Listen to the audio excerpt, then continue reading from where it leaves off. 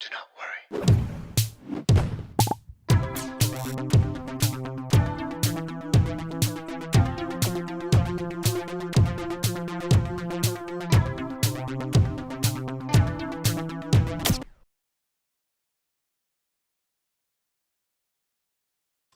Take your children and yourself and hide out in the cellar. By now the fighting will be close at hand. Hello everyone. Don't believe the church and state and everything they tell you. Believe in me, I'm with the high command. Hello everyone, welcome to a brand new Do Not Worry stream. Can you hear me running? Can you hear me? Can you hear me running? Welcome everyone to a brand new Do Not Worry stream. It is early. Wandering Beatles, you enjoy that. You enjoy it, Wandering Beatles. Enjoy it for all of our sakes. Welcome everyone to a brand new Do Not Worry stream. I'm your host, Anthony. We're coming to you early today from Beirut. It is 5 p.m. on a Sunday. We're doing it early on a Sunday because we have another live stream tonight at 10 o'clock with the boys, with Comrade Casey and James. So, yes, that was Mike. By the way, anyone wondering what beautiful what rendition of what song I was singing, that is Mike and the Mechanics. I think it was called Running. What the fuck was it called? Can you hear me running or something like that? Something like that. And yes, happy Mother's Day, folks, to all of your mamas.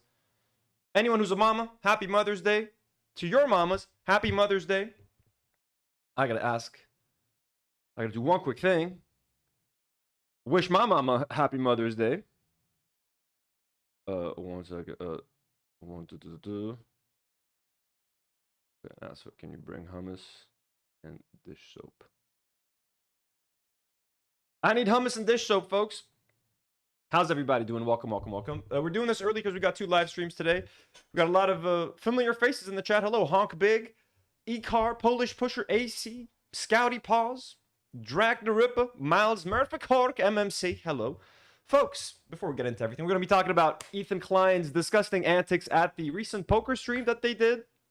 You know, it's been a new thing. It's been a couple of years, I guess. Ethan and Eli have been going to poker tournaments, and they do live streams. Ethan put his foot in his mouth more than once. I think like at least 3-4 times. So we're going to react to all of that disgusting stuff, and the dude is just obsessed at this point. So we're going to, everything he said about calling the lady a prostitute, to looking at Anisa's photos and screenshotting them while live on TV, while playing poker with other people.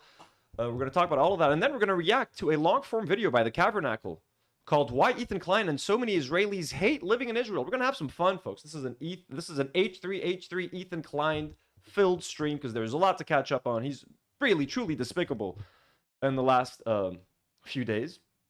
Derby Canasivieras. Hi from Brazil. Well, hello, Derby. I'm from Brazil. Hey, this is Brazil. This is Brazil. How did the Vin Diesel say it? This is Brazil. No, that's a horrible Vin Diesel. Don't quote me on that. Hello. Hey, Brazil has a huge Lebanese population there. Do you guys hate us now? And I know you might hate Lebanese people, Derby, but y'all love our kibbeh.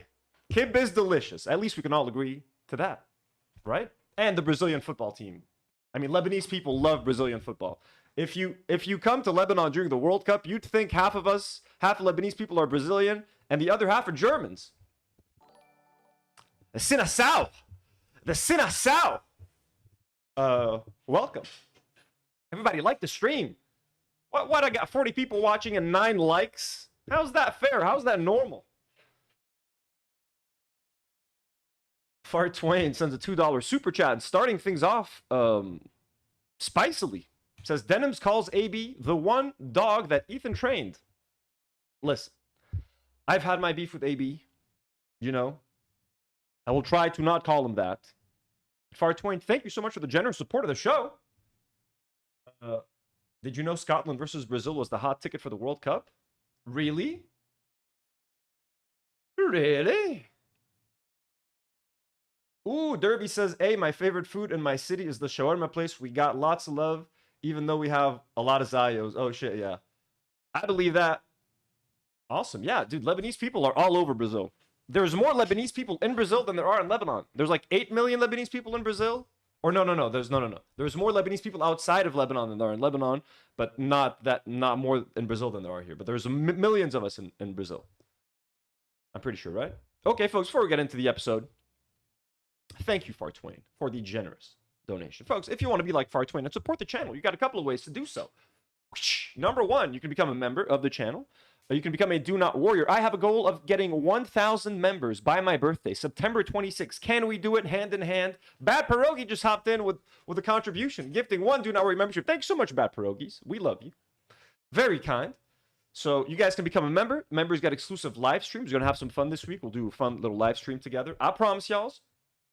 Also, you guys can consider becoming a patron. But before I talk about the patrons, let me thank some of our lovely members. Some of those beautiful members that are part of our 455 family, folks. Members such as Earlier Self, Bree8488, Puncture, Angel, Banzai345, Anisa Omar. Ooh, refreshing to get an Arab name from time to time. Anisa Omar, I'm going to give it all the that I can, you know. Back to foreign names. Cullen2100, Spooky Boy, 6JX1 Chi, Sirlinsky, Melissa Clark, Hey ASDFG, Ribat Sarwar, Ribat Sarwar. Sounds like an Indian name, perhaps. Hey, it's Sherry. Also, some other. Let me scroll down here randomly to. How about this member? Kaskar. Thank you, Kaskar. And also Bieber, Pale Prophet 212, and how about B Jellyfish? Thank you guys so much. We love you. We appreciate y'all. I am a well-balanced Libra. Yes, sir. Poker Joe. Yes, sir. The best pierogi. And Wandering Beetles just got that membership. Fucking awesome. Congrats. W's. Members, we love you. We appreciate you. We cannot keep the lights on without our beautiful members. Also, our beloved patrons, folks. You think I'm going to forget about our patrons? God-tier patrons like Elian Mujabir, superhero patrons like Fadi Mac, Rana F, and Bonnie Buns? How about blonde patrons like Riz, Danielle Richards, Rosarium, Melissa, Ahmad M, and Antonio Jmay? Do you think I'd forget them? And Enzo? Or abductee patrons like DG Joseph Ramirez, Yip McYip, Jennifer Sage, Dizzle McFizzle, Excess Lubricant, and Rizal Asafi. Folks, we love and appreciate our patrons. Our patrons also get exclusive content. Nour and Karine are hard at work on episode 2 of Fantasy Board Reviewer. What was the thing called? Milking something? Let me see if I can find that picture again. They are reacting to some disturbing stuff. Ooh, one second. Also, one more thing. And bread. I need bread.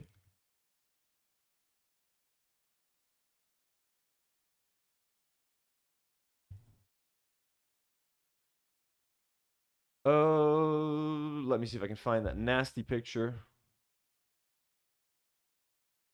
I gotta scroll up. Oh, there it is. Milking farm. Jesus Christ, folks. Didn't I save that photo somewhere on the desktop? I think I did. Oh, yes, I did. Nour and Karine are working. They're going to read this book, Morning Glory Milking Farm, and they're going to react to it and review it and do some live reading sessions on Patreon, folks. That's what you get for being a patron. That's what they want to do. I'm actually excited to read this book once they're done. Morning Glory Milking Farm. Apparently, this is not bestiality. It's a fantasy novel. I'm like, yeah, right, Karine and Nour. Fantasy novel, my ass. So, patrons, you get a special little something that the members do not get, which is this lewd material. So we love our members. We love our patrons. Thank you so much. But please keep in mind, folks, you do not have to become a member or a patron to support the channel or send a super chat. Do any of that. Okay, it is more than enough for you, beautiful people, to simply like the video, subscribe to the channel, become a Do Not Warrior, like the stream if you're watching live. Come on, there's 63 of you watching and only 30 likes. I'm expecting 33 more likes. And subscribe to the channel if you want to hop in, talk on the live chat, join our Discord community, and also, if you really want to say, show your love, subscribe to Tino's Playroom, folks, my rebranded gaming channel where we will still be playing video games, but right now we're going Lego heavy. Okay, I just did a live stream a couple days ago reacting to the world's ugliest Lego collection. That was a lot of fun, and look, it's hitting 300 views for a channel with 1,000 subbies. That live stream's doing pretty well. I've been very happy with the results over there. The live streams are always fun. There's a nice little community there. We're talking nerdy. I might do another Lego live stream. Well, I'm definitely doing a building live stream every week, once a week at least. And I'm also going to be reacting to Lego's newest drops, all of their announcements for like June. I might go through all of them, tell you which suck, which don't. We're gonna have some fun building Lego, reviewing Lego, playing video games. We gotta finish Dark Souls 2, all that good stuff. Link is pinned Oh, it's not pinned? I did not pin that damn link. Folks, the link is now pinned at the bottom or at the top of your live chat. They've been changing it up here on YouTube, keeping us guessing, keeping us on our toes. But yeah, we also look at this intro, this beautiful intro that Miles Murphy Court composed the music for, and Nour did a quick little intro animation for us. Check this out. Do not worry. Oopsie, not this one, this one. He knows a move.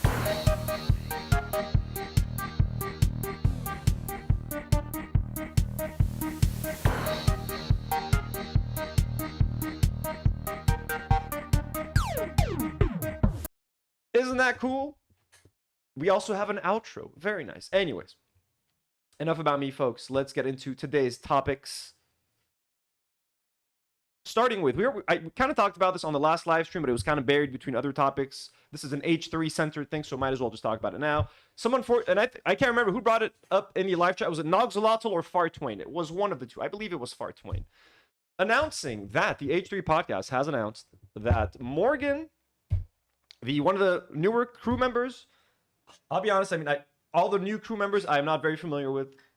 I've only watched them for like research and stuff. But, you know, I've never watched the show with them, so I mean, definitely, it's nothing to celebrate that someone lost their job, you know what I mean? If she lives in LA is an expensive-ass place. Having a stable job and then having to scramble for another job, always stressful, always scary. And, you know, sure, they're working for Zionists, so we could say that, but, like, ultimately, you know, it's someone losing their job. I don't really, look, I'm not here to talk about this. So what does this tweet say? At the end of the show, Ethan Klein revealed in a pre-recorded statement, yes, that was the weird part, honestly, that, I mean, every time an H3, is this the first time H3 fires someone? Because every time usually a crew member leaves, they do like a big goodbye live stream. Did Sam have one, or did she opt not to get one? But like Cam got a big goodbye live stream. Ian got a big like moment. There's always something, you know what I mean? They usually send them off with a bit of hype, with a bit of love. Like it didn't happen with Olivia because that whole departure was kind of weird, right? She took a break. No one talked about it, disappeared for a couple of months. Then they announced that she was gone, so she didn't get that.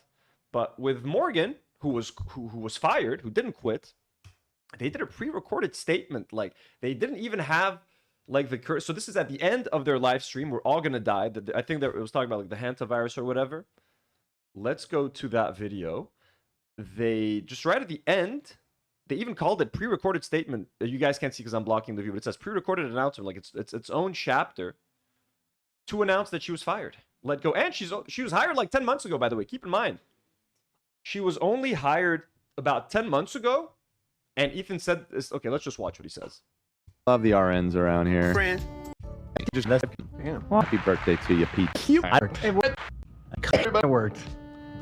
Thank you, guys. If you say so. Thank you, guys. All right, thank you to everybody. If you say so.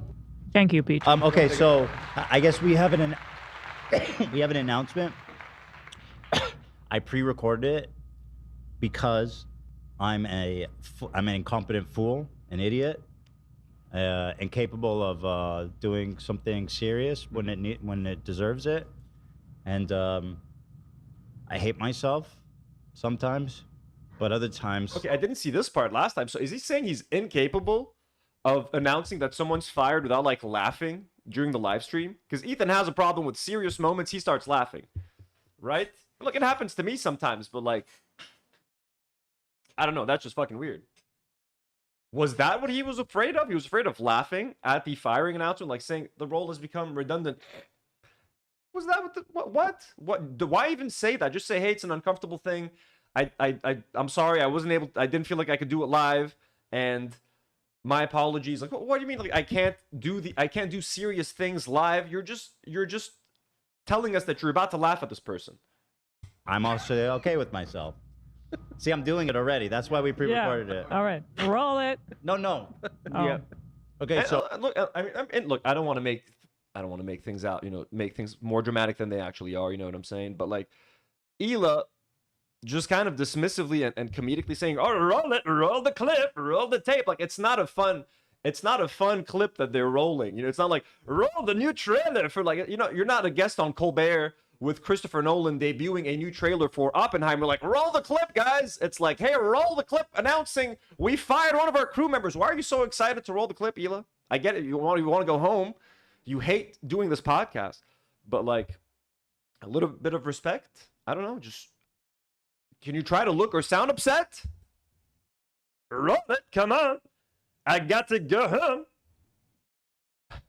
Oh, anyway, so are we gonna end after the announcement? Yes. Okay, so we're gonna play it out with that. Yes. Thank you for Oh, the way she says, yes, of course. What did you think? We're gonna sit here and face the people after announcing the firing? Yes. We're going home. I have a mani pedi. Yes. Okay, so we're gonna play it out with that. Yes. Yes. Thank you for watching, everybody. You can cut to me, Nate. Yeah, cut Thank to- you for watching, everybody. Love you so much. So much. Wow. So much. That's why she's the real boss. Thank you. Ended on the queen. And tune in tomorrow at an unusual time, but it's a poker stream, and then Friday after dark. And What then the fuck is going on with this background, bro? What is going on with this background? It's busy, but it's like not nice busy, and it's not funny busy. What is this? Thank watch you. the announcement. And watch the announcement. Roll it, Nate. Hello, everybody. I have a Roll it, Nate. Come on, producer Nate. Let's roll the clip. Let's have some fun. Roll it, roll it. Ribbit, ribbit. unfortunate announcement to make. You guys have noticed that Morgan's been missing the past couple of weeks, and it is with a heavy heart that I share with you that after 10 months working together, 10 months. 10 months, yo. That is not a long time to hire someone and then fire them. So either... When did the after show start? I don't think they were expecting to start the after shows. I think they hired Morgan thinking like, we need more crew members on the show, etc. We got to replace the vibe. We lost Cam, we lost Ian, we lost Sam. Did they lose anyone else? Ian, Cam, Sam, Olivia, four of the core members. So they're trying to compensate. We got to hire new people. And then they ended up having to hire Guam and Harley for the after show. So that's 2 new hires. And they're doing like 3 or 4 episodes a week. That's not going to be cheap. Views are slashed by 2/3. Sponsorships are not going to be what they were. They can't afford it anymore. They can't afford it. There's always been too many people working at the H3 podcast anyways. great months working together. Unfortunately, the position had become redundant, and it really didn't exist anymore. So we ended up having to let her go. But I do want to say that The position became redundant. I mean, I'm not sure. Look, yes, I don't know what the fuck the position was. If the position was researcher, they got like AB doing that. They probably have Tamara doing research. I don't know whoever replaced. Was Morgan the replacement for Sam in terms of like crafts and like setting up segments and fun? Sam always did like creative segments and cooking and whatever stuff that was crafty. Was that what this person was doing? I have nothing. I But know she did. I know she organized the dance-off, the Michael Jackson lookalike dance-off thing just a few weeks ago. respect and admiration for Morgan. I really enjoyed our time together here in the studio, and I encourage everybody to continue to support her, who loves her and has enjoyed her presence on the show, and whatever her next journey is. So, and also, yeah, if you guys want to stay up to date, you can follow our Instagram at Golly Morgan Smalley, which I'll put the link in the description, so you guys can go wish her a. Numfo says Sam did everything. Sam was a force of nature, man. Sam was truly, and she did not. I'll never forget that legendary face she made when Ethan was laughing at QT Cinderella. Farewell, a bon voyage, whatever, and follow along with her journey, because she's a super talented, creative, funny gal, and she's going to be great, and I'm sure you guys will enjoy following that Obviously, as well. So anyway, we're not celebrating anyone getting fired here. If anything, I'll celebrate when people willingly quit, someone getting fired. Obviously, I'm going to feel bad for them. Morgan, as far as I know, as far as I've seen, has never said anything too cruel or mean about anyone. She just kind of, sits there and will throw some things in and out. She's far from like the most offensive crew member. I don't know what she feels behind the scenes, etc. You know what I mean? I don't even know if she's ever said anything mean about me. Even if she has, I don't want someone to I would like for them to quit having something planned or a plan B or something. But I mean, again, it is what it is. They're working for Zionist.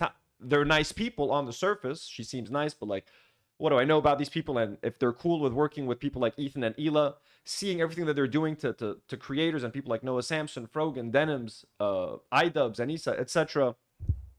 if you're cool with it, if you work there, you're co-signing it. So you get a little bit of sympathy for me because LA's expensive. I'm sure, you know what I mean? You got to scramble and find something else. They kind of left you high and dry. They hired you. Not even 1 year in, they fire you. So that's kind of fucked up on their part, I think. They should have at least given you... I hope they gave her a couple of months' notice or something in advance. If they didn't, that means they're really hurting for fucking cash. By the way, if they didn't give her 1 or 2 months or 3 months notice... now, maybe that would have been extra awkward. Maybe they probably paid her severance, actually. I don't know how it works in LA, like American work law. She probably got some severance, right? Can someone explain to me, if you live in LA and you work at like a media company, do you get a couple months severance? Is it standard or depends on whatever contract she signed? But yeah, that's what happened. That's what's happening at H3. They are downsizing. They're firing people. They went from hiring people and you know, good vibes to terrible, toxic vibes. No one interacts with Ethan anymore on the show. It's just horrible. It's hard. It's like, makes you question what it was that I liked about that show. Now, it was a long time ago, but sometimes I can remember. Sometimes I remember. I'm like, oh yeah, that was, you know, I think those were good days. But at this point, when someone asks me, what did you like about H3? It's becoming harder and harder to say what exactly it was that I liked about that show. You know, the farther away we get from it, it's like, what the fuck was I thinking? Anyways,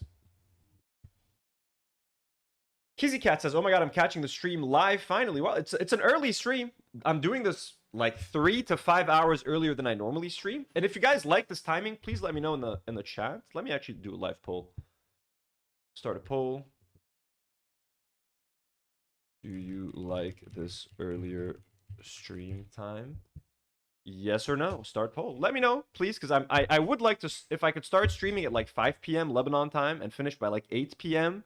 Still have some time at night to spend with friends or loved ones. That would be nice. Ex-Marine, what's up? Ingenious Baboon, hello, hello. Sam is dating a Palestinian man? Really? That's fucking crazy. Who said that? Wait. Yo, that's crazy. Okay.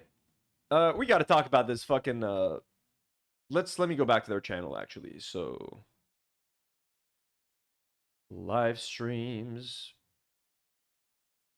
So 2 days ago, Ethan Klein takes on 50 celebrities in a poker night is back. Okay, so they do another, and apparently whoever organized this poker tournament is a massive Trump supporter. So, I mean, Ethan, for all the big talk that he does about being a liberal, and Hassan didn't vote for Kamala, even though he did. He voted live on stream, etc., etc. Ethan is out there promoting these pro-Trump, you know, individuals participating in their poker tournaments.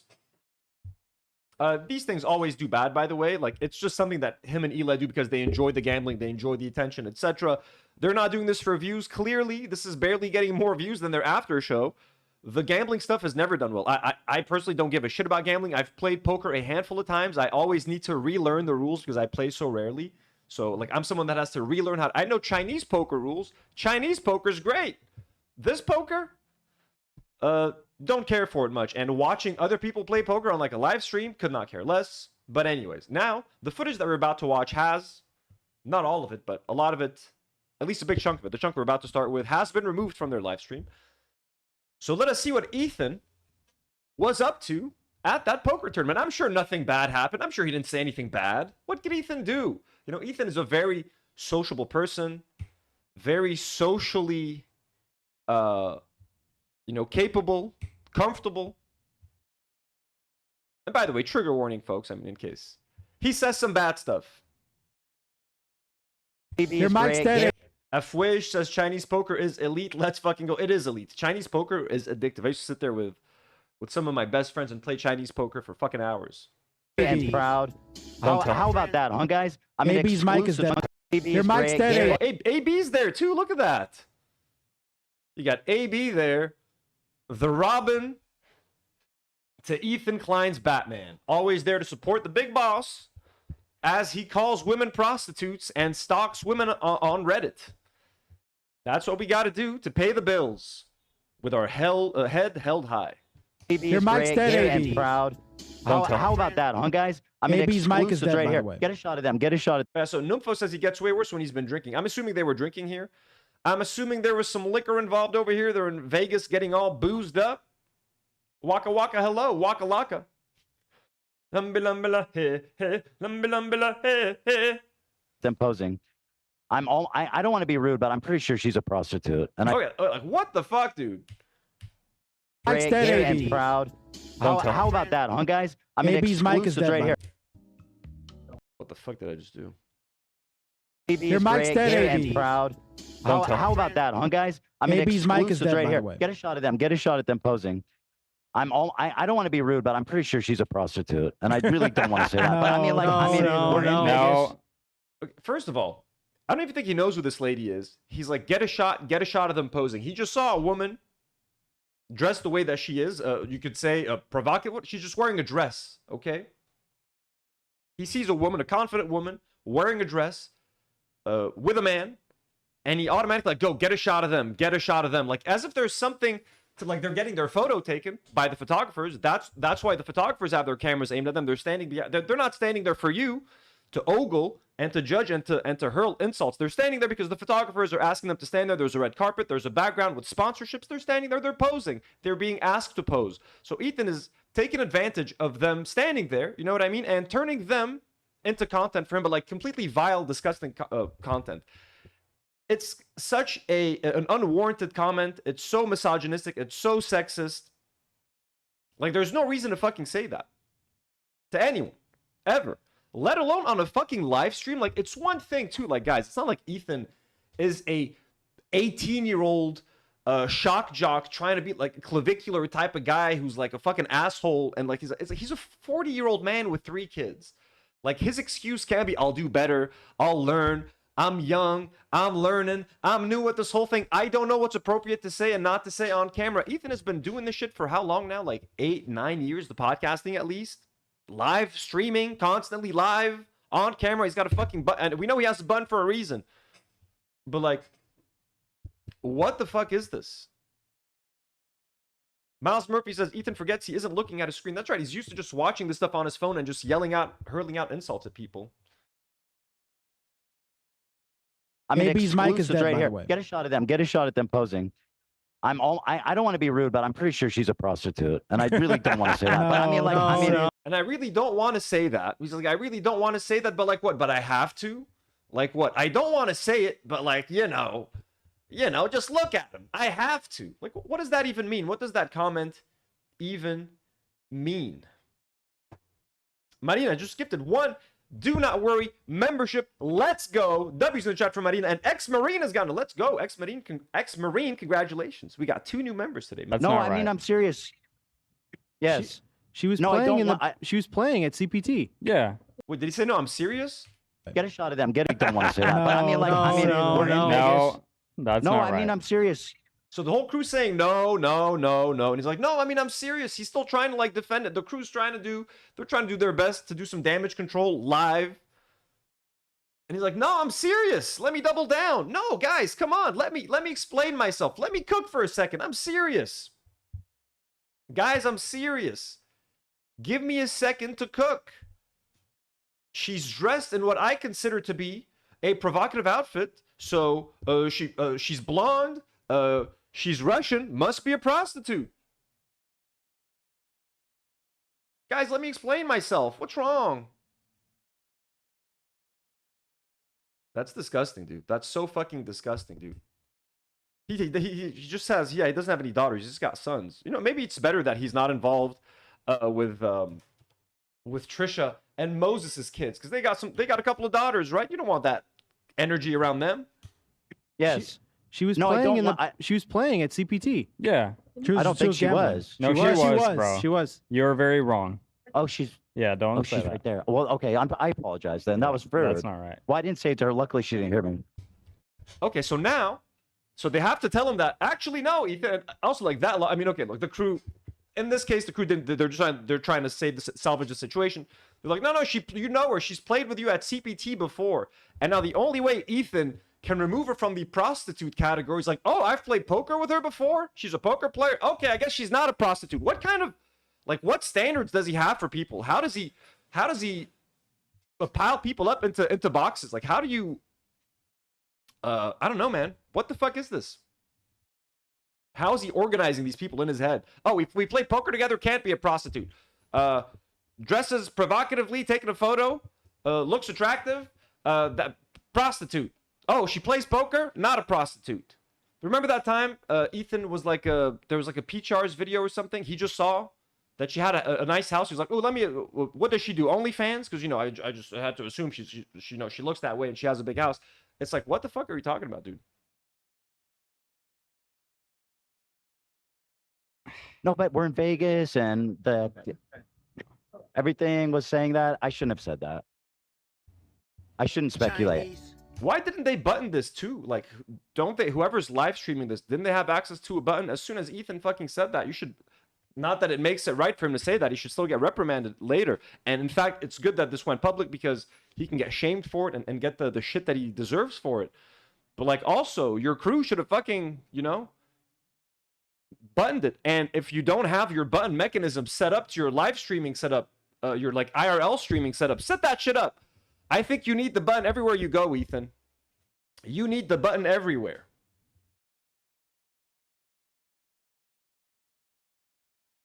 Wait, what do you mean he interviewed her? He interviewed her later after this.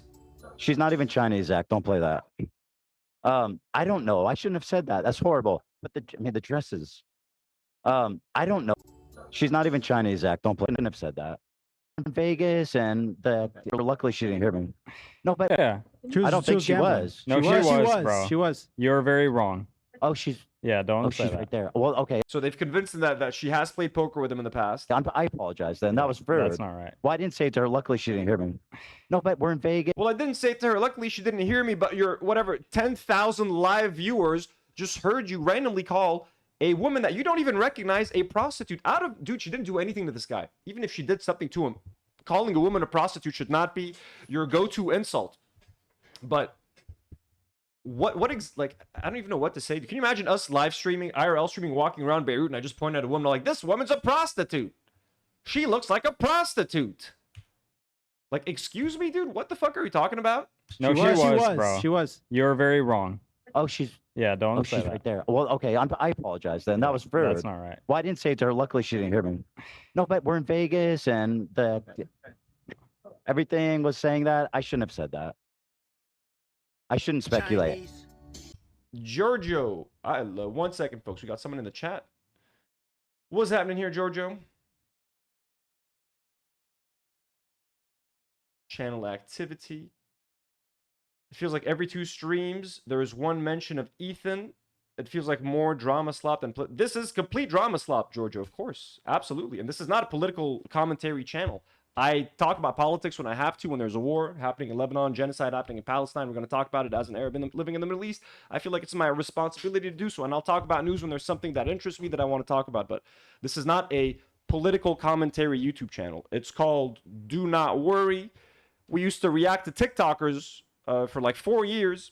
So you get a little bit of everything here. You get a little bit of drama slop. You get a little bit of news. You get a little bit of war coverage. You get a little bit of Lego. You get a little bit of geeking out. You get a little bit of movie news. You get a little bit of everything. Today, we slopping out, so get the trough ready, baby. We're rolling in the mud today. Girlfriend. She's not even Chinese, Zach. Don't play that. I don't know. I shouldn't have said that. That's horrible. But the dresses and the town. Even then, he says, look, the dress, he still has to justify it somehow.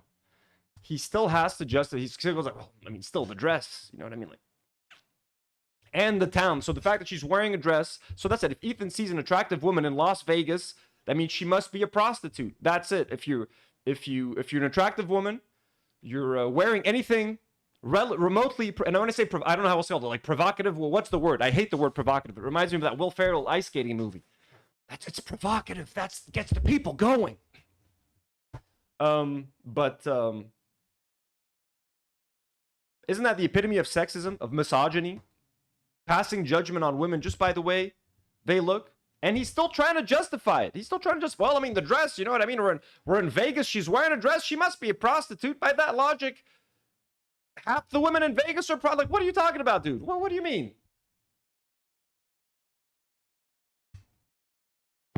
Also, she's like a Russian supremacist, so who cares? I'm not sure. How we doing in the office? Well, How are we doing in the office? Quick, change the topic.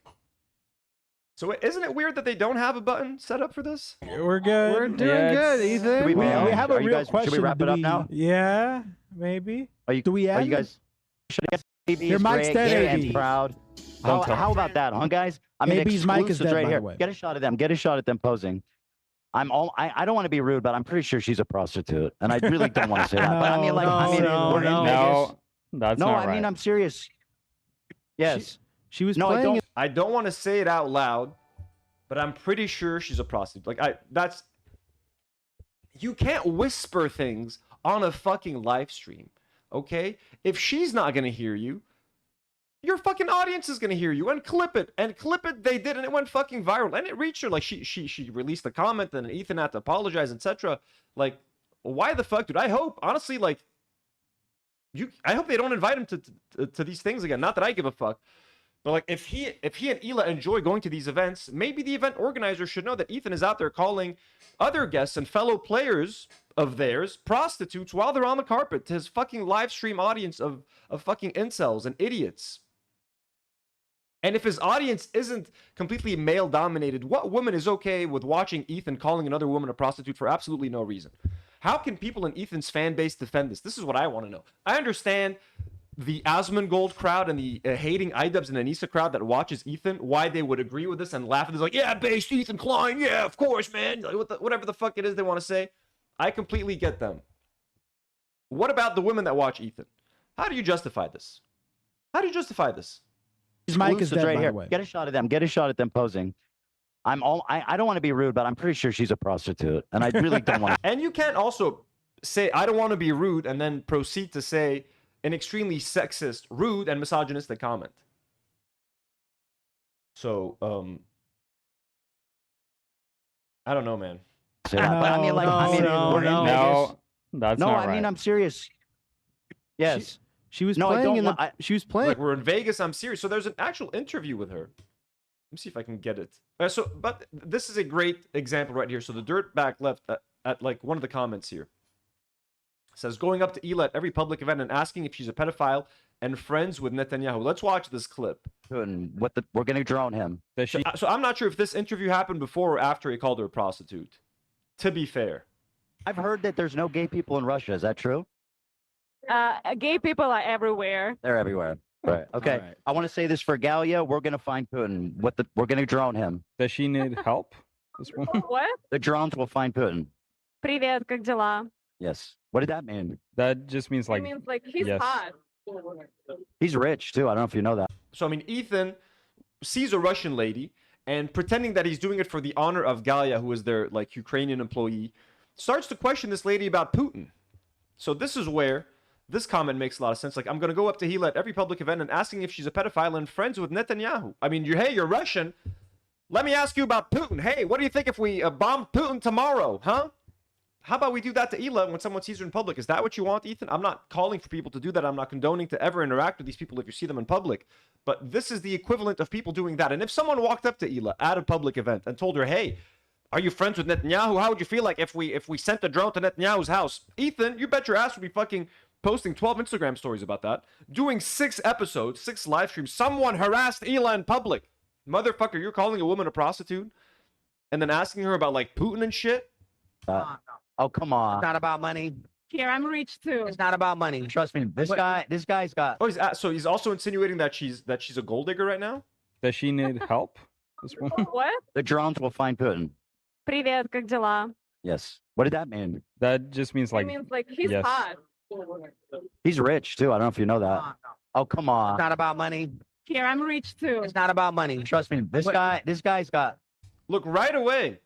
Oh my God, dude, this is so fucked. I haven't seen this thing in full. So she tells him he's hot. He's like, yeah, he's rich too.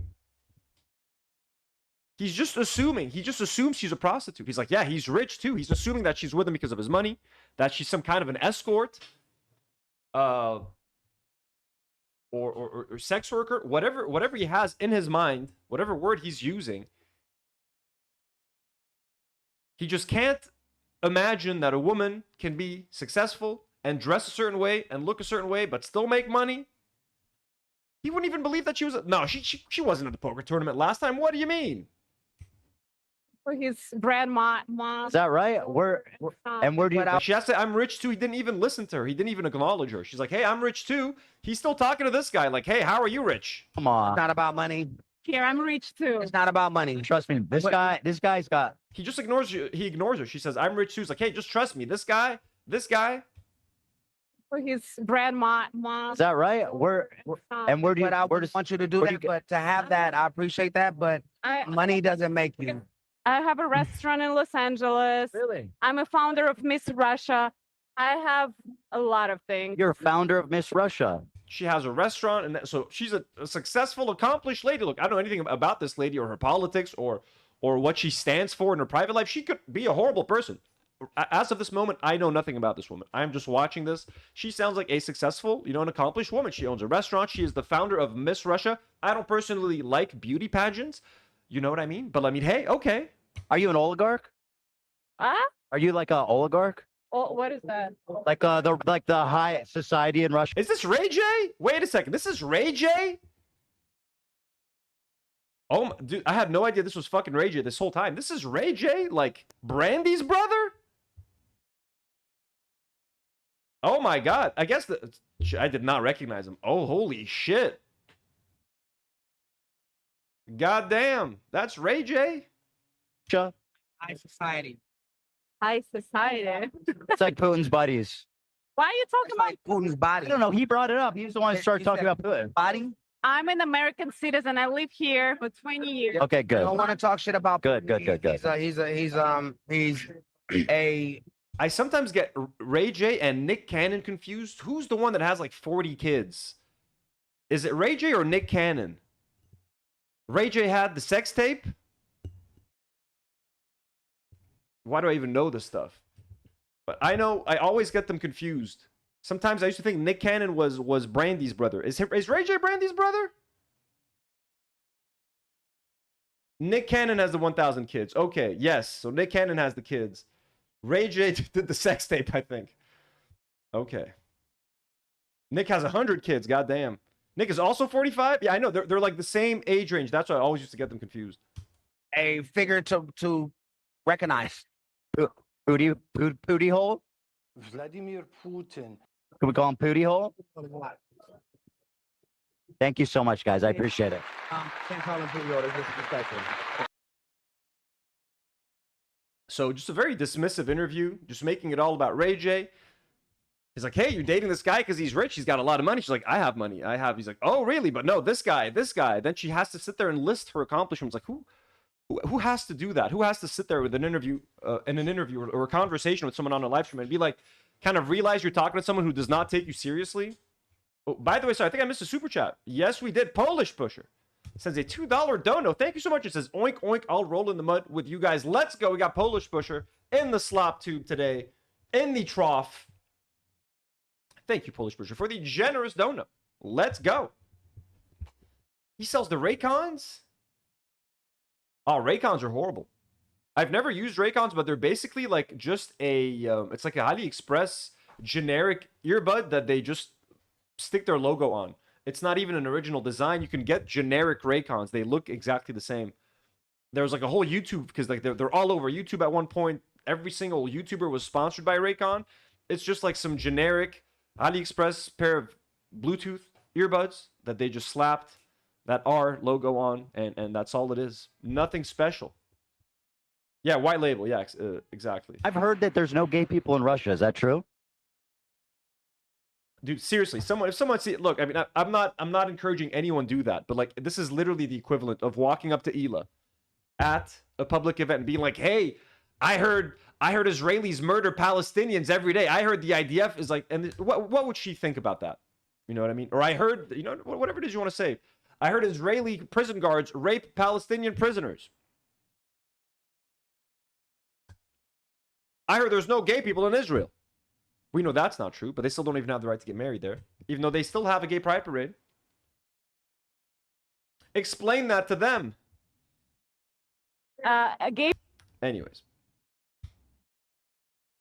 So this is so she put out an Instagram story. Her name is Laika Osipova. Lika Osipova. Says publicly calling a woman a prostitute because of what she wears or where she's from is unacceptable. A man who speaks about women this way says a lot about himself. Bro, she fucking schooled him right there. There's nothing he could say in retaliation to this. There's nothing he can say. Publicly calling a woman a prostitute because of what she wears or where she's from is unacceptable. This, a man who speaks about women this way says a lot about himself. This is absolutely 100% accurate. Very well said. And she didn't have to go low. She didn't say, she could have said 1 million things about Ethan Klein, about his appearance, about how he dresses, about his failing and dying podcast, whatever she wants. It would have been fair game, right? He literally called her a prostitute live on stream for no reason whatsoever. She did not speak to that man. She did not insult this man. Unprovoked, out of nowhere, completely being sexist, misogynistic. And all she says is publicly calling a woman a prostitute because of what she wears or where she's from is unacceptable. A man who speaks about women this way says a lot about himself. Dude, she's doing a better job raising Ethan than I'm sure they're doing raising their kids. Like, they should show their kids this. Maybe they need an actual adult in the room. Maybe they need Laika, or I don't know how to say her name, Lika or Laika, to go babysit their kids, maybe instill some wisdom in them.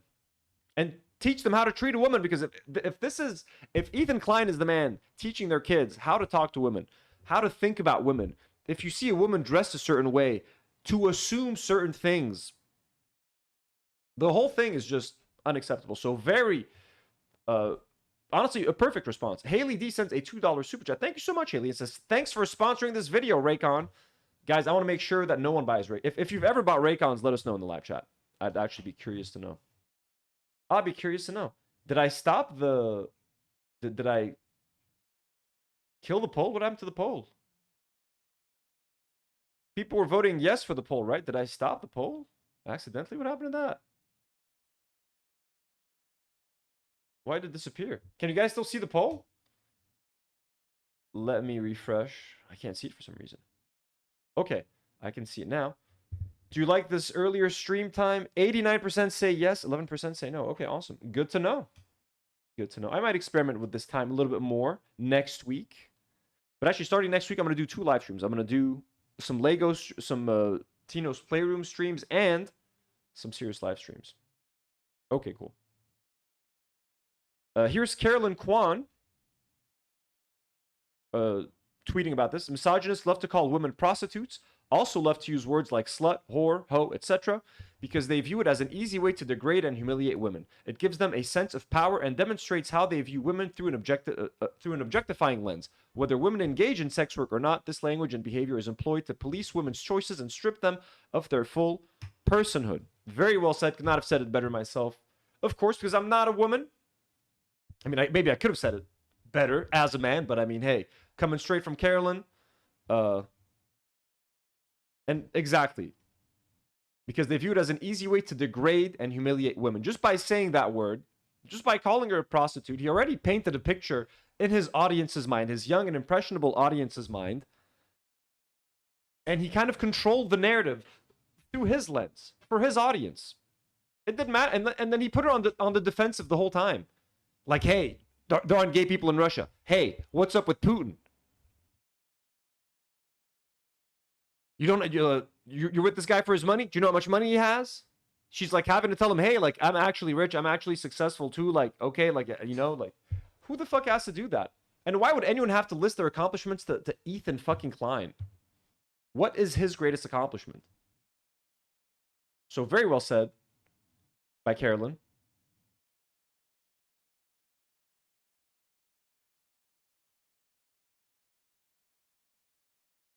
Oh, Polish Pusher says, I bought Raycons for work that are supposed to let you hear other noises around you, and they hurt my ears so bad. Yeah, that's so fucked. I'm sorry about that. I hope you didn't pay too much money. Yeah, she was there with Ray J. She was there with Ray J. Okay, we saw that. Guam. Okay, so yeah, Newt tweets at Guam and says, hey, feminist Guam. Any comments on your boss calling a woman a bitch this past week or just last night saying some girl was a prostitute based on her outfit? If you don't quit right away, I'm afraid you can't complain about misogyny ever again. Which is a good point. She's very much one of those fake lefties, fake Democrats. Here's her response, actually. So she actually responded. She's like, okay, here's my comment. The fact that some of y'all who hate my guts no matter what I do and who have been stunningly misogynistic and fat-phobic to me nonstop think I owe you an explanation or defense of my politics is so demented. Get absolutely fucked. Enjoy my mute. Enjoy my mute. So that's what girl with a microphone has to say about it. Nothing. She has nothing to say about it. Absolutely nothing. Lemon Mint Cat sends a very generous $2 super chat. Thanks so much, Lemon Mint Cat. And says, Ella thinks IOF pilots, feminist queens, not killers. Ella thinks IOF pilots. Oh, you mean Ela? Of course. Look at this female pilot. So we have equal rights here in Israel. The gays get to parade, but they do not get to marry. Okay, you get to parade around. You get your little gay pride, but no marriage. No marriage license. Not here in Israel. Okay? If you want to get thrown off a building, you go to Gaza. Okay, here you get your gay pride, but no more. No more than the gay pride. And our pilots are females. Okay, we got female pilots. We got female tank brigades. Okay, very nice. She sounds like Borat more and more. But they're both Zionists, so hey, it works. Erica Stills, 1984, sends a very generous $5 dono. Thank you so much, Erica. Says, tried to send this earlier, but it's a little misogynistic to say she's dressed a certain way. Did I say that? If I said that, I was just trying to say, like, a certain way as in, like, a certain way could be a certain way as in, like, you're dressed in an athletic way, you're dressed in a certain way that is a nightgown, that is like that. If you're talking about me, that's what I meant. But if Ethan said, who said that? Just to make it clear, I don't know who we calling out right now. Thank you so much for the dono, Erica. If I said that, I did not mean it in like negatively. I didn't mean to like dress a certain way as in like dress. I don't know what means who means what here. So please tell me, folks. Appreciate the support, Erica. Thank you for being here in the live. And why is YouTube trying to censor you? Then someone gets back at Guam. Here's a video of Guam actually getting upset at someone calling a man a pussy. Like, it's very sad watching him sit. He's a weak, fragile man. Insult women, call them bitches, be so fragile. Insult women, call them bitches. You just called him a pussy. Like, for me, it's just like the moral inconsistency of these people. It's pathetic. Like, it's very sad watching him sit. He's a weak, fragile man. Insult women, call them bitches, be so fragile. Insult women, call them bitches. You just called him a pussy. Like, it's pathetic. Like, it's very sad watching him sit. He's a weak, fragile man. Insult women, call them bitches, be so fragile. Insult women, call them bitches. You just called him a pussy. Like, for me, it's just like the moral inconsistency of these people is just, to me, the reason why we should not even bother arguing with. Like, sorry, I'm looking at the chat. The moral inconsistency of these people is just, to me, the reason why we should not even bother arguing with them or debating them. These people are misogynistic because they use the word pussy. These people are not working within an honest. And I'm not arguing that saying the word pussy could be very sad as insulting and misogynistic, and I've used that term before, and I apologize. It's pathetic. Like, it's very sad watching him sit. He's a weak, fragile man. Insult women, call them bitches, be so fragile. Insult women, call them bitches. You just called him a pussy. Like, for me, it's just like the moral inconsistency of these people is just the moral inconsistency. The reason why we should not even bother arguing with them or debating. It's the reason why we should not. She's like kind of outraged. They're so morally inconsistent. Not even bother. If you're getting upset at someone calling someone a pussy, but you don't give a shit if your boss called someone a prostitute live on stream for no fucking reason, arguing with them or debating them or anything else, because these people are not working within an honest framework. It's Dude, what does this person even stand for? What does she even believe? Just like whatever Ethan Klein says, that's it. That's literally it. Whatever Ethan Klein believes, that's what I believe. Erica says, thank you for clarifying. By the way, love you and the crew. Erica, we appreciate you so much. So apparently that's what Alika said in her tweet. Oh, no. She said publicly, I guess that's something that I had said. No, that's not at all what I meant. Just dressed a certain way. I'm just literally being super literal about it. I'm not here to make any euphemisms or anything like that. Appreciate you. Thank you for calling me out. Always call me out. If you guys think I say something fucked up, please tell me, you know, because don't want to say it again. And I will try not to say dress a certain way. I was just, you know. What did I just delete? 1 second, folks. Where are we at now? Okay, Guam. Yeah, we saw this. Guam. Also, if that wasn't enough, Ethan calls India Love Pakistan. Who is India Love a person? By the way, sorry, I don't know these people. India Love, is that a person? Okay, so there's a person called India Love, 6 million followers. Okay, so that is a person. All right. Let's watch this. Sorry, guys, I'm old. By far the nicest watch at the table. Hell yeah. Only competitor would be India Love. Is that her name? Yep. Yes. I didn't want to say the wrong country. Yeah. Well, you said it directly into the mic, so. Sounds racist. Can you hear me? Yes, we hear you. Tell him that's So more racist than what Chinese if I call her Pakistan Love? That's worse than. Ugh. Jesus Christ, man. What if I call her Pakistan Love? Yeah, Pakistan and India, long-standing beef, to put it mildly. Countries have been at war for decades. Singing Chinese girlfriend. I Stop drinking. Yeah, Harley said that's worse than. They still fight over territory, if I'm not mistaken. Like, it's, you know, you can't just go around calling two races of people and like talk to them as if they're like interchangeable. Hey, should I call this man a Chinaman or a Japanese man? You think we'll find it funny? Not that China and Japan have the same kind of animosity towards one another, but like, you know what I'm saying? Already the fact that like, should I just call that person? I mean, those two countries, the people from there look the same, don't they? India, Pakistan, what's the difference if I just call her Pakistan Love?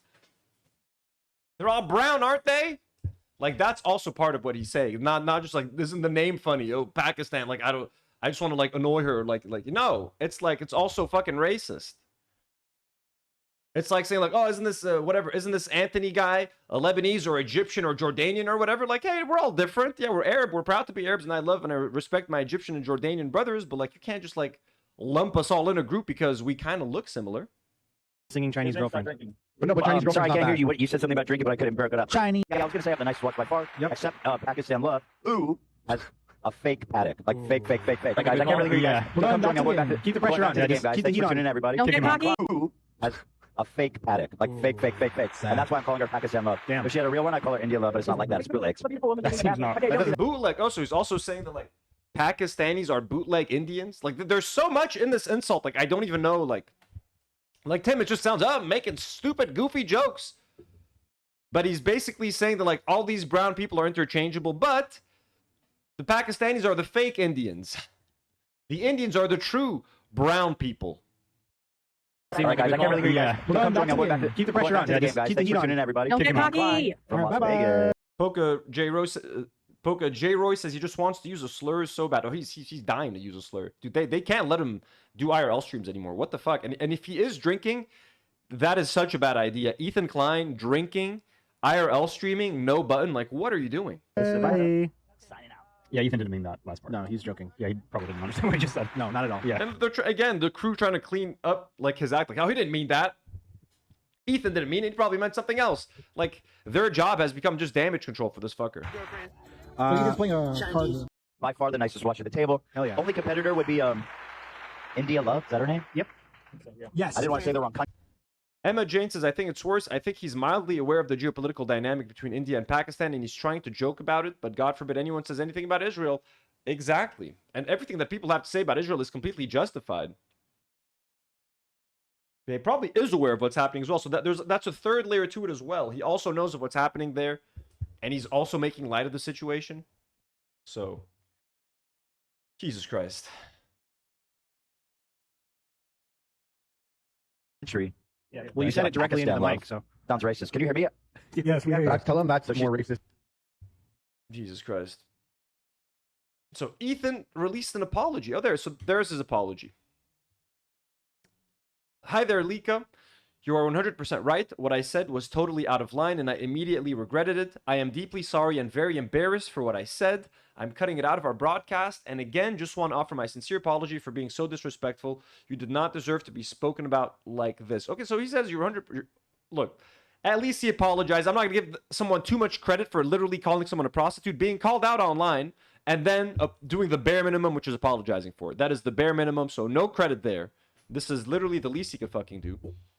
So you are 100% right. What I said was totally out of line, and I immediately regretted it. Honestly, he did not immediately regret it. That's what's funny. And he's trying to lie about this. He literally argued and tried to justify his point. About that, huh, guys? I mean, AB's mic is exclusives dead, right by here. the way. Prostitute, and I really don't want to say I'm posing. I don't want to be rude, but I'm pretty sure she's a prostitute, and I really don't want to say that. But I mean, like, And I really don't want to say that. Everyone, look, he said that at 13 seconds into the video. Now everyone's saying no. No, that's no, not I right. mean, I'm serious.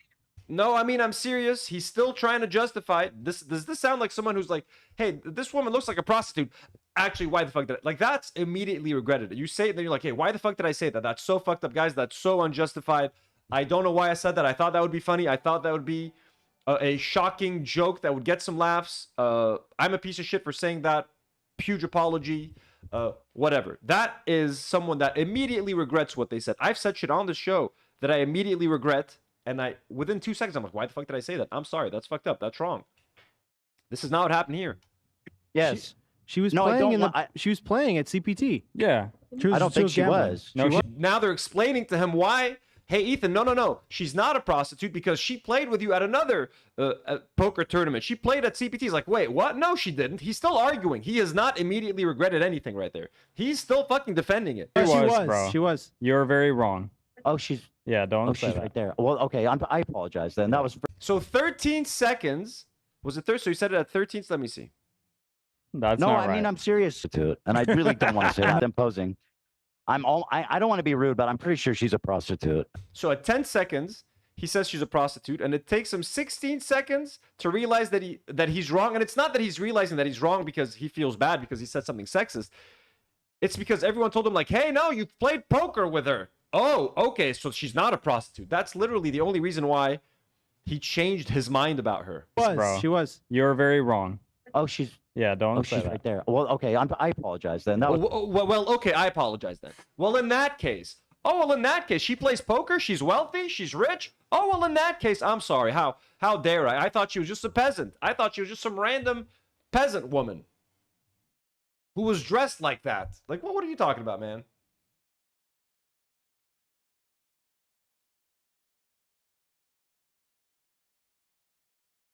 Yeah, Miles Murphy says apologizing without change is meaningless. Can you imagine if, like, Ethan Klein actually growing from this, like, at his age, after all the shit that he's been through, to still, at 40 years old, with 3 kids, to find himself in a situation where he's calling a random woman a prostitute on a live stream and having to, like, do another apology.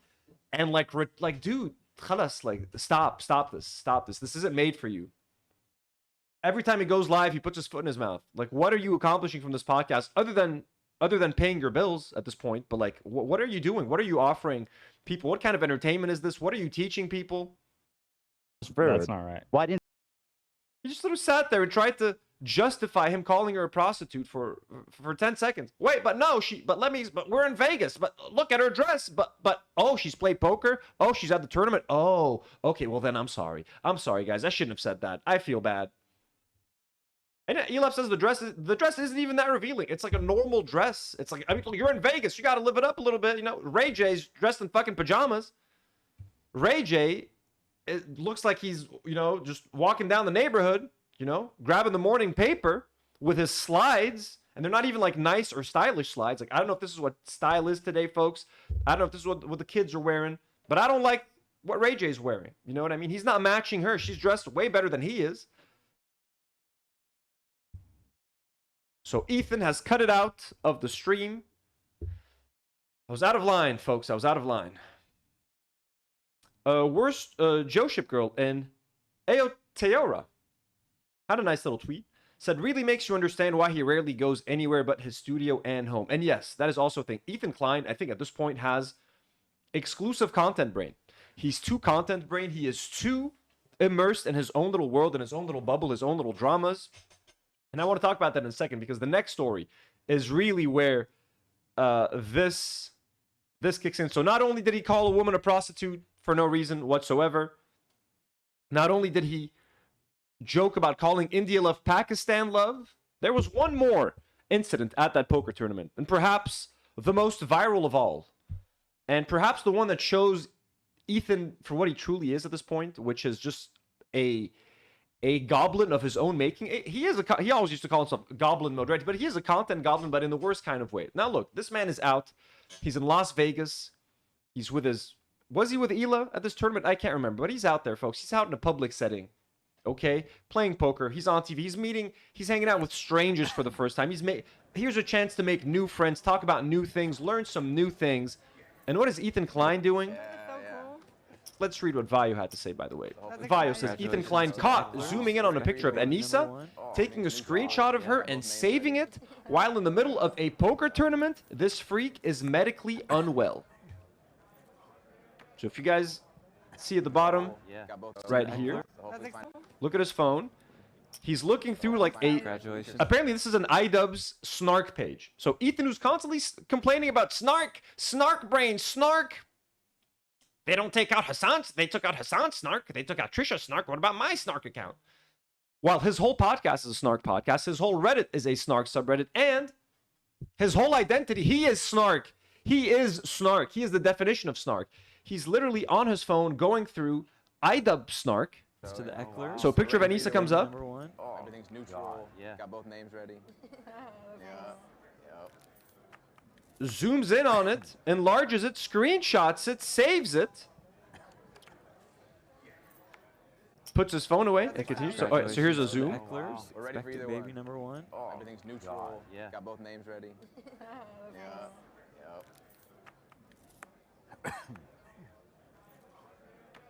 Fixes it up, trims it up to post later. You know what I mean? You got to fix it up for the repost for that Instagram post. Dude, this is fucking crazy. Okay, so first of all, Ethan and Hila strike me as the kind of people who, like, if strangers were to ever visit them, which they're not. Imagine Ethan and Hila having friends, or like just random people that aren't like within their employees.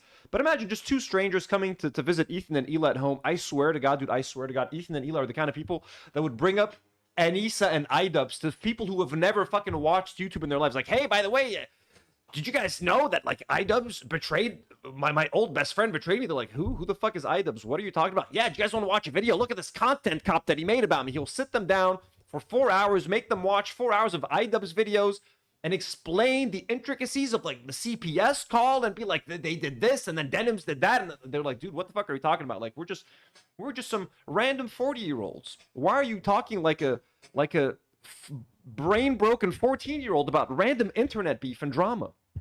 I don't think Ethan is capable of having a conversation with people that does not revolve around his podcast, his enemies, Hassan Piker, iDubbbz, Trisha Paytas. That is the totality of Ethan Klein at this point. He is so limited. He has put himself in such a box on his show, and I think socially, like I assume that he's out playing fucking poker with people. He's out playing poker. He's socializing. He's taking a break from the internet petty drama bullshit. Not reveling within it and like literally gathering like data to repost later at the hotel room instead of either of his family's there, instead of spending time with Hila or walking around Vegas. I don't fucking know, dude. But literally Ethan at this point, I think only hangs out with his employees. He only hangs out with yes men. Those are the only people left in his life. I had seen a video that someone had shared. I think Harley actually had shared on Twitter. I don't know why I saw it on my feed, but he was like, "Oh, this is great." And it was just Ethan hanging out at the pool with his family and like with his employees. The only people there were the people that he works with, the people that he pays to agree with him. That's his entourage now. His family and yes men. Yes men. Fans that don't question him, that do whatever he says, that love him, that worship him, and that he pays. This is his entourage. And all he does all the time with those people is talk about iDubbbz, talk about Anisa, talk about Hassan, talk about Trisha. They snark on people. They talk about the lawsuits. They make fun of denim. They do this and they do that, right? That's all they do. And that's all he knows now. After 2 years of only doing that, that is all he knows. You can't take Ethan and Hila to a public place without them embarrassing themselves at this point. They don't know how to hold a conversation with someone. What are they going to talk about with someone else? What can they say? What do they have to offer to any kind of conversation? Other than, did you see that they called CPS on the children? Or like, the people are calling us Zionists still? Or we have a lawsuit? Do you want us to tell you about our 4 lawsuits? Like, who? What conversation? Like, yeah, maybe you're in Vegas, dude. I'm sure half the people at these tables have active lawsuits. Talk about that at least. Try to make friends via your lawsuits. Why are you looking at a snark subreddit while you're playing poker? It's insane. Chris, oh, sorry, Chris, I missed your super chats. Chris has sent 2 super chats. Thanks so much, Chris. He says he didn't use the anti-Semitic victim card. He can this time. This time he can't use shit. Chris, how you doing? How's that Mandalorian mug? And Chris sends another dono. Says he is so self-absorbed he jerks off in front of a mirror. It's insane. And by the way, I haven't even spoken about just like how disturbing this is. Like, you're like my guy. Okay, Carolyn Kwan speaks to this pretty well at some point. And I'll use myself and Demi as an example. Like, I'll use it now. Like, imagine I'm beefing with someone, okay? And like Demi's sitting next to me. And like, you think she would support me or like encourage me if I have like some online beef with a female creator? I'm like, hey, look at this photo, and I zoom in on her pictures and I screenshot them. Like, I'm gonna use this picture to make fun of this person on my Instagram stories. Do you think my girlfriend would be there supporting me, or she'll be like, hey, maybe don't do that. Like, maybe that's not a good look. Like, maybe you look kind of crazy. Maybe don't get involved with stuff like that. That's the advice that she would give me. And I could have used that advice last week, to be honest with you guys. Like, the fact that he finds this okay to do is because he is also supported by Hila. This behavior is facilitated. It is co-signed by Hila, because she probably does the same thing. She loves it when Ethan snarks and when Ethan makes fun of Anisa and iDubbbz and Ian. They both feed off of each other. They're both so toxic. That toxicity feeds off of each other, and it festers and it grows. You know? It's really become disgusting that even in a public setting with people who have nothing to do with this, who don't understand this drama, not only is he calling them prostitutes behind their backs, he can't even distract himself long enough from his hatred of these people. He's so obsessed with them that he can't even take a couple hours off to play a poker game, to like not look at his phone or not look at an iDubbbz subreddit.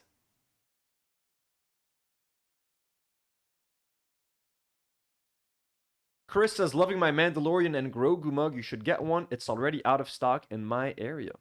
Okay, khalas. I'll check the Burger King in Kaslik if they still have a Mando mug. I'll get the Mando one. Congratulations. Yeah, Nalbis, I actually very much agree. Nalbis says Ethan needs a normal midlife crisis hobby like skateboarding or fishing. He does need a fucking hobby. Does he have like I think his recent hobby was like watch collecting. I don't think that's enough of a hobby. That's not engaging enough. You just buy the watch and that's it. You look for it. Get into Lego, bro. I'm getting into Lego. It's super fun. It's expensive, less expensive than watches, but like you get to build it. You get to it takes hours to build. It keeps your mind off of shit. You're just there staring at the Lego. You can do live streams of yourself building. Like, do something. Do something. You can build Lego with your kids. You got kids. I'm sure your kids like Star Wars and stuff like that. Get some Lego Star Wars sets. Build a clone army with your kids. Make them watch them all. Like, do something. Do something. But like this is not healthy. A 40-year-old man. Like, guys, it's not even like he's got 3 kids. Isn't he over 40 now? Isn't he like 41 or something? And I'm not saying that that's like old, but it's too old to be doing this. It's too old to be doing this. Oh yes, guys, if you're in the live chat, make sure to click all live chat. It's insane what he's doing here. To the Ecklers, We're ready for either baby one. number 1. So let's see. So this is the story that he looked at. The Insta story about Anisa is about getting a laser treatment. I just got laser treatment, hair removal done by Chantel's Laser Lab. It was painless. I'm sad I waited so long to do it, but she's amazing. If you're in Edmonton area, I highly recommend her. So she's just giving like girly advice. Like, hey, you know, this area, the private area, is known to be a very painful area to get laser. And guys, I'm going to give you guys a little fun fact about me in a second. It's a painful area, but hey, I got it done and it wasn't very painful. So if you guys have been worried about it, I'm just giving you guys my own personal like opinion. Go do it. It's like girl advice. You know what I mean? She's giving a first person review.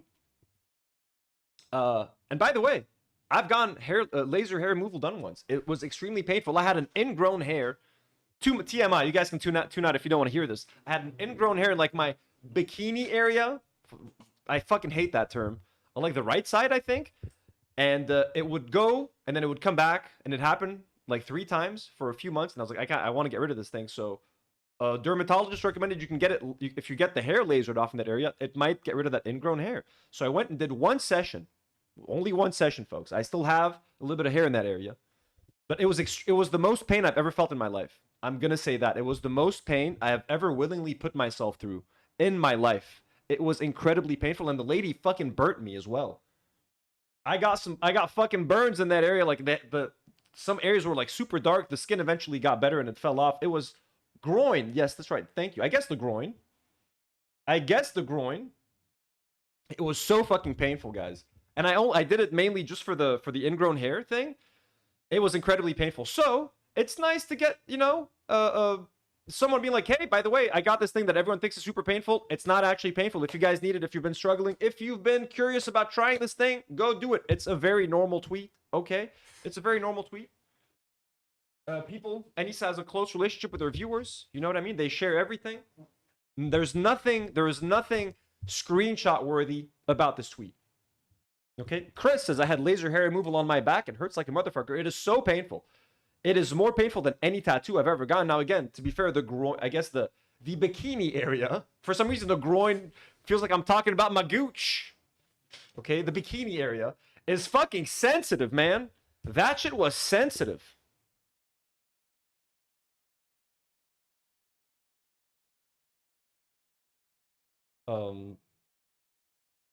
When is the laser hair removal stream? Never. We're never doing that, folks.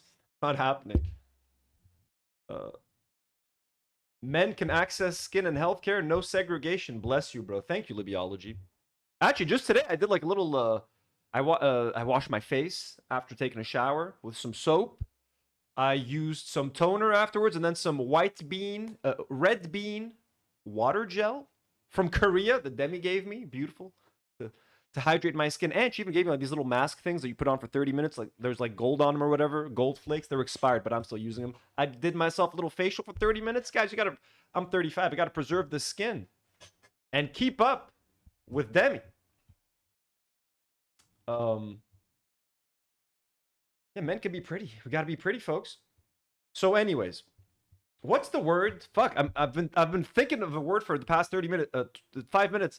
When somebody's giving like a review, but it's like a real life. God, what is the word? Not review.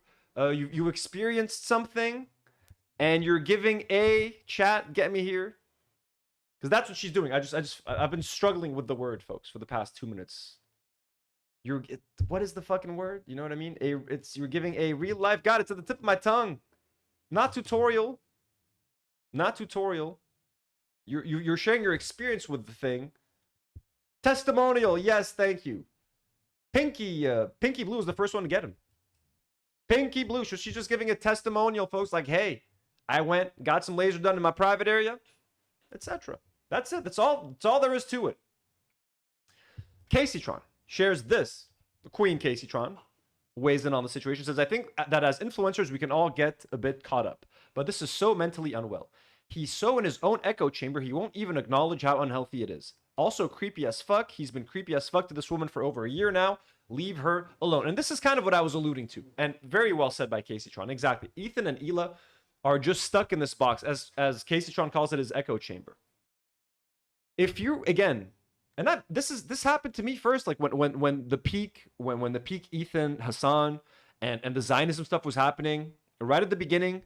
And I was being mentioned in all of their episodes or in a lot of their live streams, and we were going back and forth, and I was making live streams responding to H3, and H3 was responding to me, and I was getting into it with AB and stuff. I found myself kind of like not obsessing over it, but like I'd be out with Demi or at dinner, and I'd be checking my phone, or I'd be checking Reddit, and I'd be checking stuff about H3, and she'd be like, "What are you doing?" Like, first of all, this isn't healthy. This isn't even anything productive. Like, it's productive in terms of like I was using the H3 angle to talk about Zionism in Palestine. But like me looking at like a subreddit about Ethan, or looking through Twitter and tweets about Ethan when I'm supposed to just be like having dinner or watching TV or just chilling or being outdoors, that's when it gets problematic. And I had a minor brush with that whole thing because that period was so intense. And I mean, for you guys who don't know, like when I was in the thick of it, it was kind of intense. I was brand new to streaming. My channel had suddenly gotten all of that attention that it had never had before. We had just unlocked a brand new audience. I was limited to my Lebanese audience, and I don't mean limited as in a bad way, but like I was kind of doing the same shit over and over again also for 4 years, and like it was exciting, and it was new viewers, and I was finally able to like people who, because when I would talk about being an H3 fan in Lebanon, most people didn't know what the fuck I was talking about. Now I was like, people were getting what I was talking about, you know what I mean? And we were all connecting over this thing, so it was insanely intense, you know what I mean? That whole period. And I, for a moment, was also paying too much attention to the online side of it and the online drama and the back and forth and getting screenshots and saving videos and saving links. Like I could use this later in my live stream, and Ethan said this here, and I went as far as to screen recording a clip of Ela calling Yoav Galant a really good guy. So I've been through it, and now I'm happy to say that I don't do that nearly as much. We're way more fucking normal.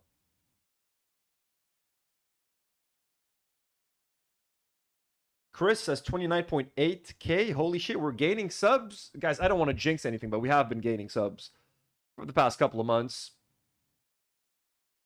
Will we ever make it back to 30K? We flirted with the 30K.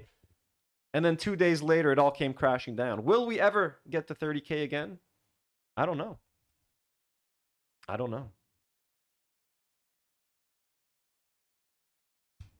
Here's Caroline Kwan talking about it.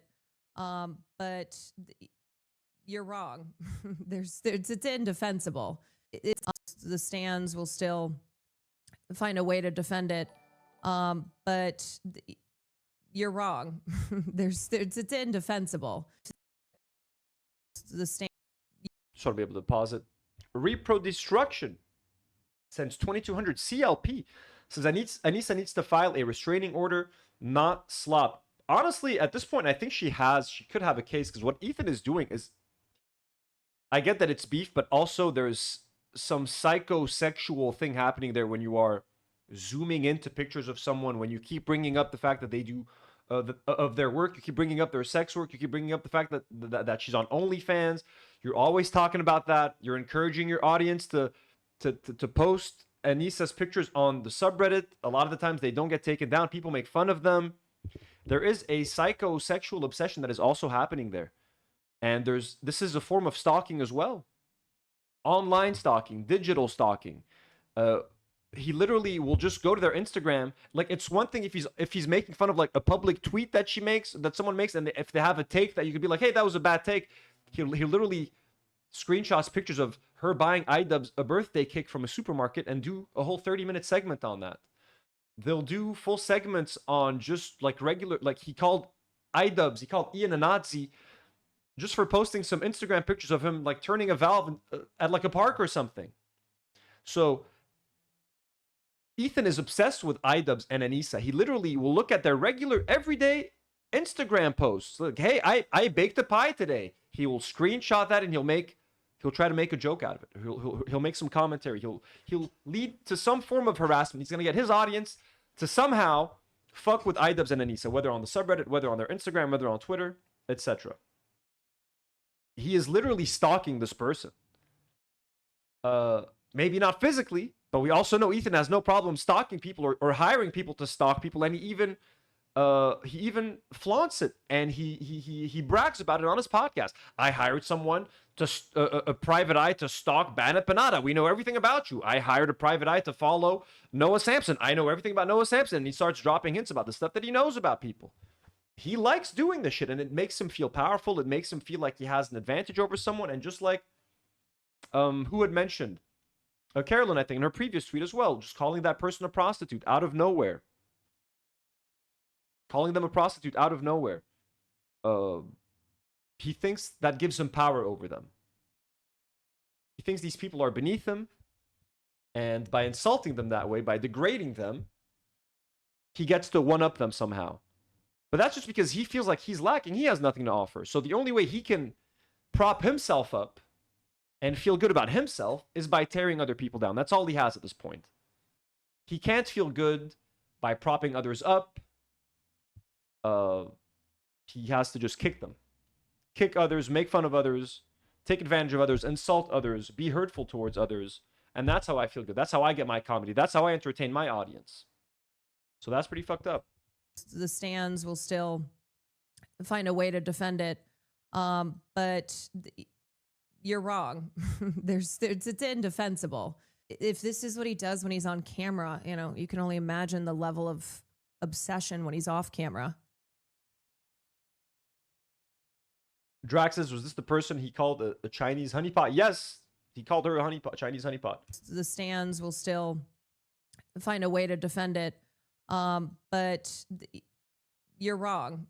It's indefensible. If this is what he does when he's on camera, you know, you can only imagine the level of obsession when he's off camera. Yeah, that's also crazy. Like, he's on camera. He knows that there's like 12 live cameras. And if people are, but he doesn't care. He's so, like, if he doesn't care and if he's comfortable being in public, doing stuff like that, and have people around him see him, and if in his mind there's nothing wrong with that, then there is absolutely something wrong with Ethan.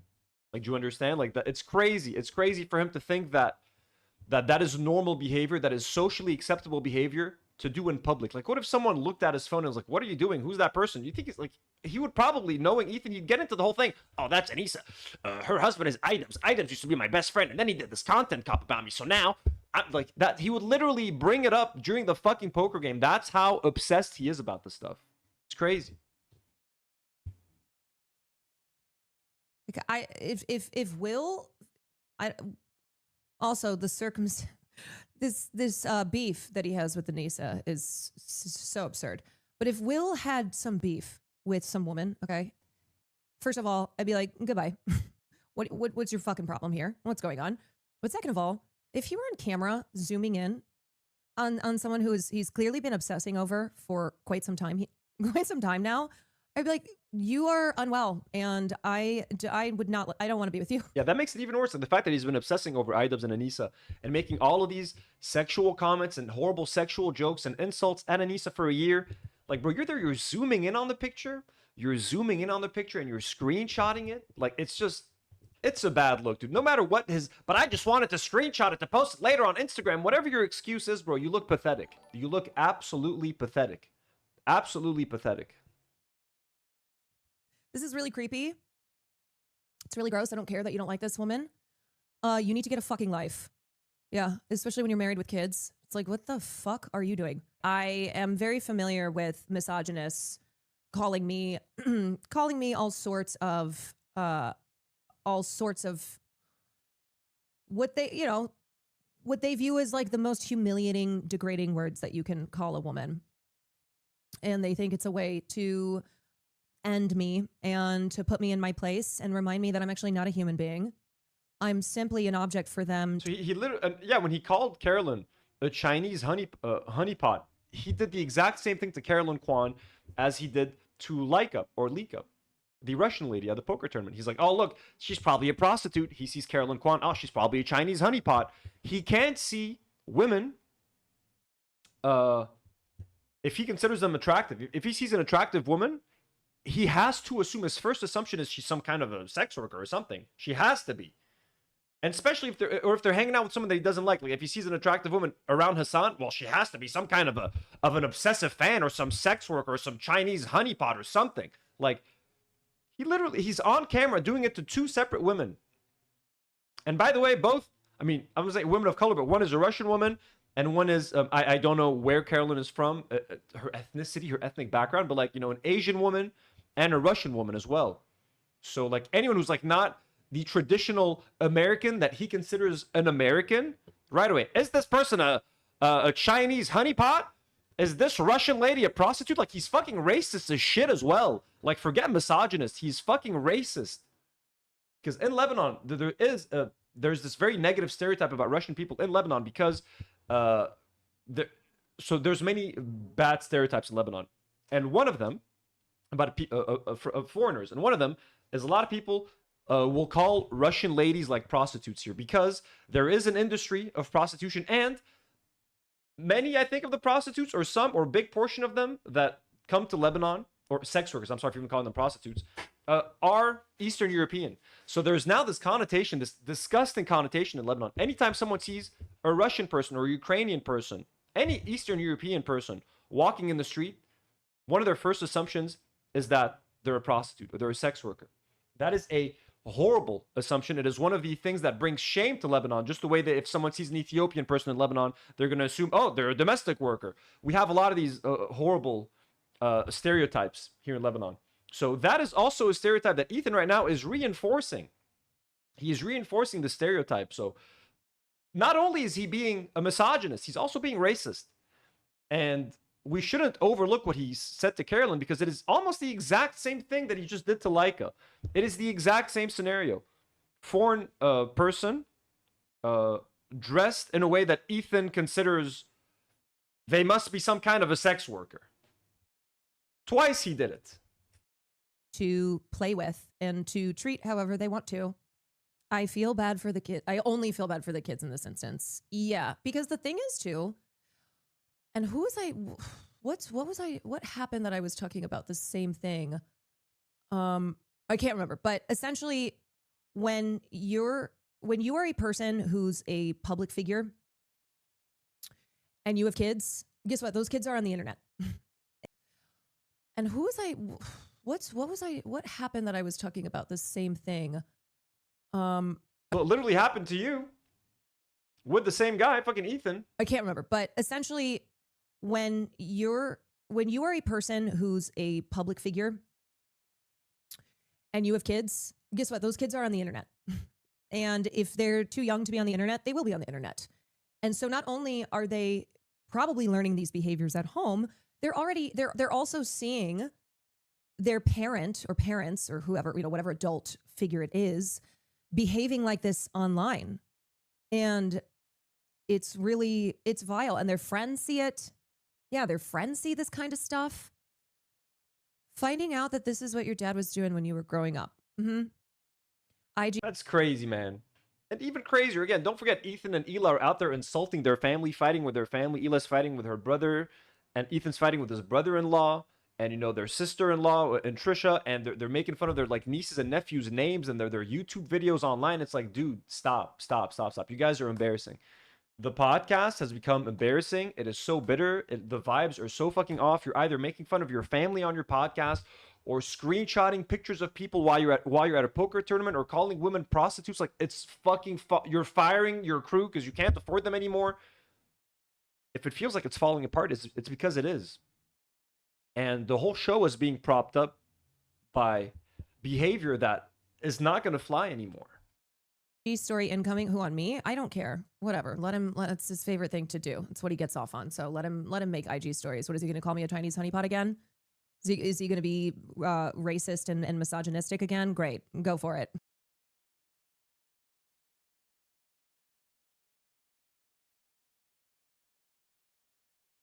Repro Destruction. Did I miss your... sent another 2200 and said, what if someone stalked Hila? Oh, wait. Did Hila ever get stalked? That's pretty fucked. But I mean, Ethan would accuse people of... I'm sure he would accuse people of stalking Hila. Zaytoon0 asks, Do Not Worry Podcast, have you ever tried reaching out to Karine? No, never. I feel like Karine is way too big for us. She's way too famous. Karine Kwan, like all these people. I wouldn't even know how to reach out to them. You know what I mean? It would be, I feel like, impossible. But like, she's made, I think she mentioned the honeypot thing at the end right here. What is he going to call me, a Chinese honeypot again? Whatever. Let him. It's his favorite thing to do. It's what he gets off on. So let him make IG stories. What is he going to call me, a Chinese honeypot again? Yeah. Is he going to be racist and misogynistic again? Great. Go for it. Very well said again by Carolyn. Froggy Tonic, also a friend of the show, shares this. Imagine you hit your treasonous ex-friend so much you check their lewd Instagram while you're out of the house in Vegas at a poker event during a game with people around on camera.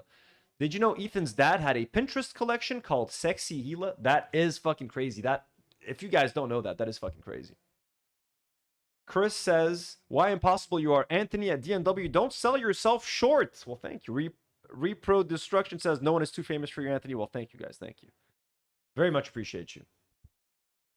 Do you guys remember the Sexy Hila stuff? Let's see if we can find that. That's disturbing. Sexy. I don't even want to write that in my computer, man. Gary Klein, Sexy Hila. God forgive me. YouTube, Google history, forgive me for writing this down. This was 2 years ago. Is this post still up? Oh my God. Okay, guys, here it is. I'm sorry. This is from H3 Snark RIP. Can we talk about Gary Klein liking this sexy picture labeled Hila of a Hila lookalike? Picture Sexy Hila. Oh my God, dude. Gary Klein. Jesus Christ, man.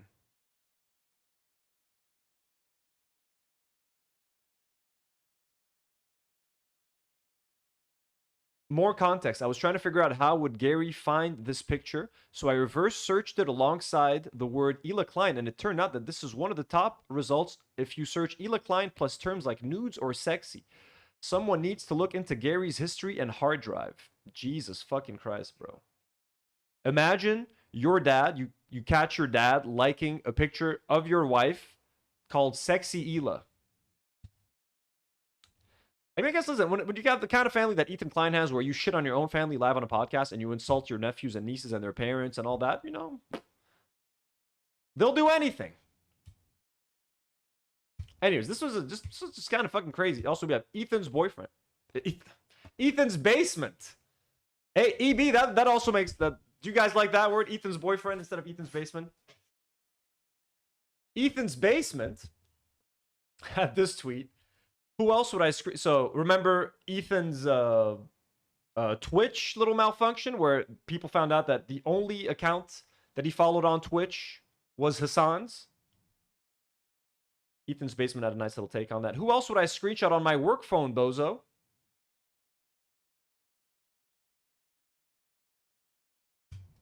Look at this.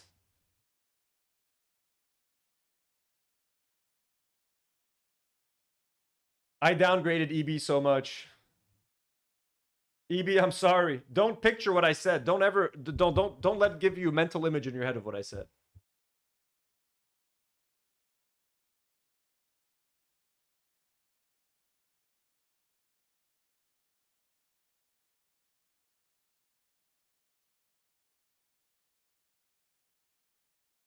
Real Lebanese? We got a debate?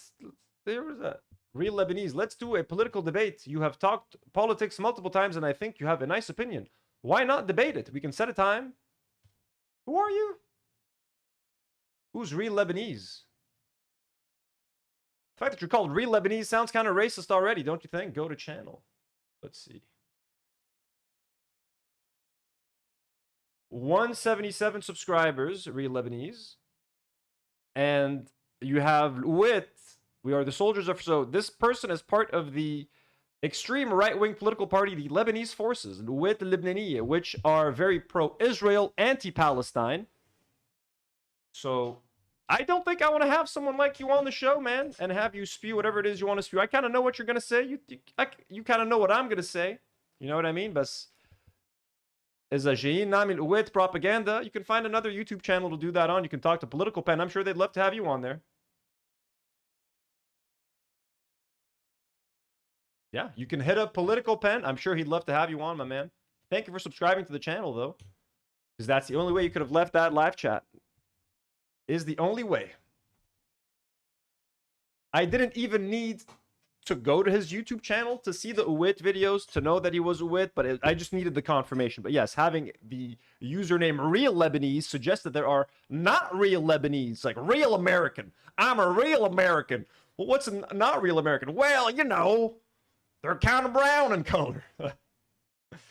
Real Lebanese. we're the Christian ones. Like, what's a real Lebanese person? Please enlighten me. Maybe we should have a debate, right? What consists of a real Lebanese person?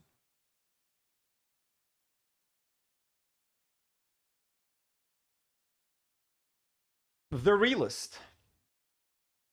Future H3 guest, of course. Folks, we have found a Lebanese person.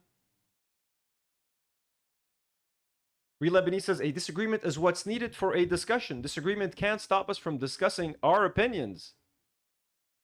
Bas khalas, I know what your opinions are. I've debated them myself. And I just wanted to show one more thing on this situation. And this is how Ethan's audience interprets his screenshotting of and he says, we see that, we think like, this is fucking crazy. You're out in public, you're at a fucking poker event, there's cameras around, there's strangers around, there's people around. Why are you doing your weird incel, internet obsessed, internet drama, content brain stuff that you would normally do at home here in public? Why would you do that? But how does the H3 audience think about that? Ethan's fans. Well, this is when Yeet shared the video and tweeted it out. Let's check the comments. So these are pro Ethan comments that you're going to see. Okay, no, so these people are kind of making fun of him. There was a lot of pro Ethan comments earlier. Now they're kind of getting him. Says, if weirdo, isn't he married with children? That's nice. If my wife was as ugly as Ela, I'd be looking at other women constantly too. Okay, this is kind of, these people are roasting.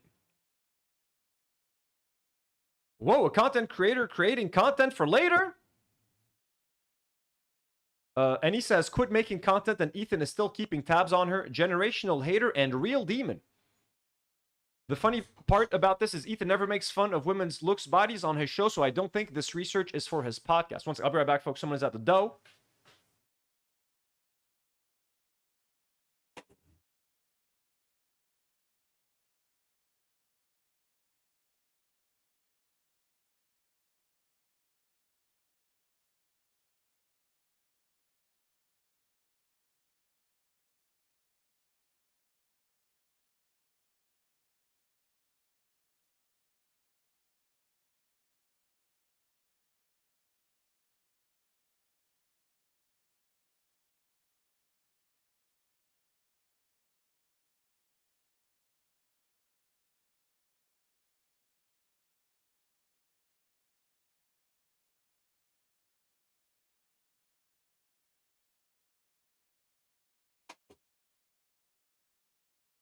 Cute little kitty, huh?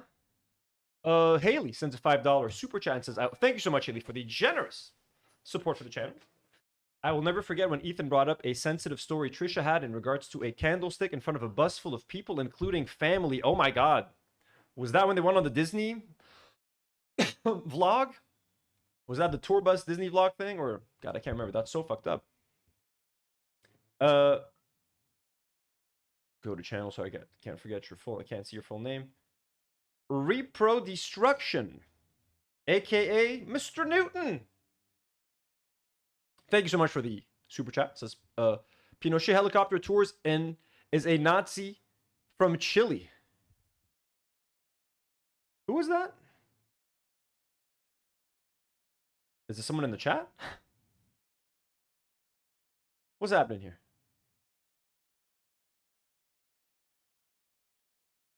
Pinochet helicopter tours.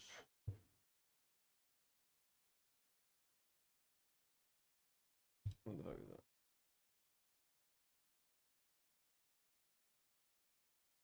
Oh, dark political meme. 2024 children's book rather than actual tourist flights. The meme versus death flights. The ocean. Okay, guys.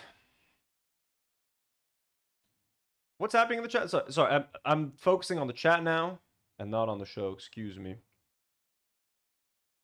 Real Lebanese, how's it going? You having fun in there? As long as you're having fun in the live chat, that's all that matters. What was I doing here? Oh, looking at Pro Ethan tweets. She's getting A-logged on live TV. I've never seen a more dedicated hater. Mad respect. Look at that. So you got Ethan fans loving this. Never seen a more dedicated hater.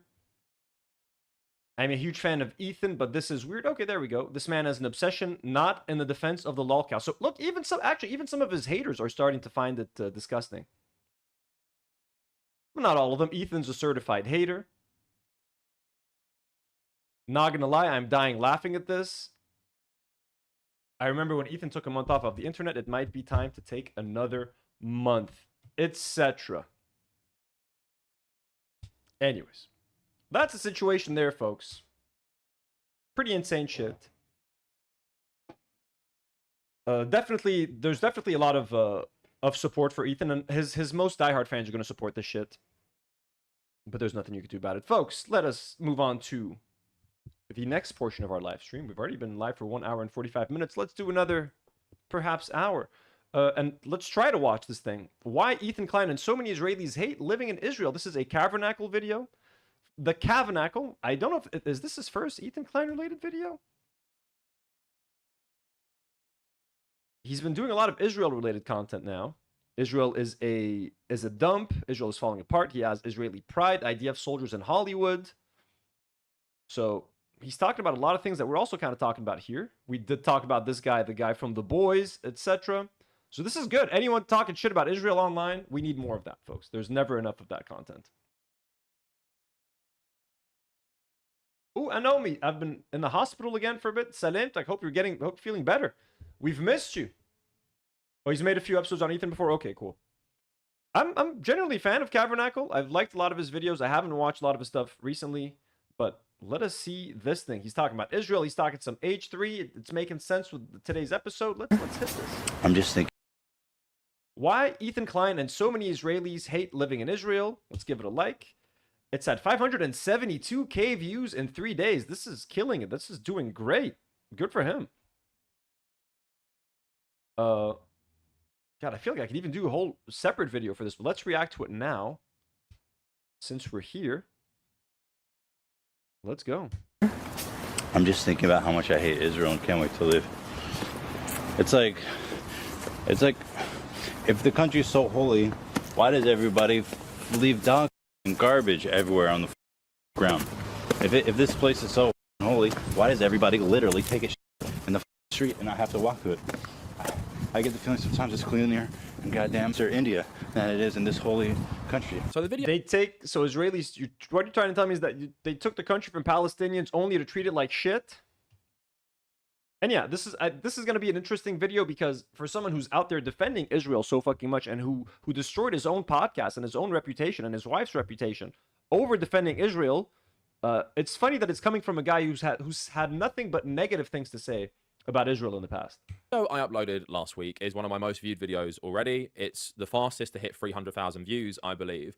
And in that video, which I will recap a bit more further in the video, I basically talked about how the propaganda about what Israeli society is like that we're fed in the West is completely at odds with the reality. So the propaganda often shows us a country that looks like Mediterranean European countries, but is more futuristic, more developed, and compared to its neighbors in the Middle East, it's very tolerant. You can go there and be yourself, and it's great to go for like LGBT pride. It's great to go just on holiday generally. And in the video, we discussed the reality that Israel is like a deeply divided society, even amongst Israeli Jews. We talked about the poverty in Israel being really bad. And we also spoke about how a lot of Israel is not a very nice place to live for many different reasons, be it housing, be it jobs, or be it like the very visible effects of Israeli apartheid. And this is in like the conventional understanding of what the Israeli state is. We weren't even talking about the occupied West Bank, for example. But I wanted to elaborate on that video even further. For today's video, I wanted to discuss why it's so hard to even find this information online and why you don't really hear about it. Like, why don't you hear in America and England that Israel is like literally one of the most poor developed countries in the entire world? Why do you never hear about that? Why do you never hear about all these issues in Israel? Why do you never ever hear Israelis talking bad about their own country? Because of course, when you live in a country that is so poor, that has so many problems, you'd think that a lot of Israelis would actually vocalize like why their country is bad. And I think it's for a variety of reasons. I do think there is some sort of social media censorship. Yeah, at this point, the social media pressure and like everyone's constantly in propaganda mode, even Israelis, even like regular citizens. And again, every Israeli citizen is in one way, shape, or form a combatant. Everyone's out there repping Israel in one way or another. So I don't think I've ever seen an Israeli complain about Israel as much as Ethan has. Coming out of Israel.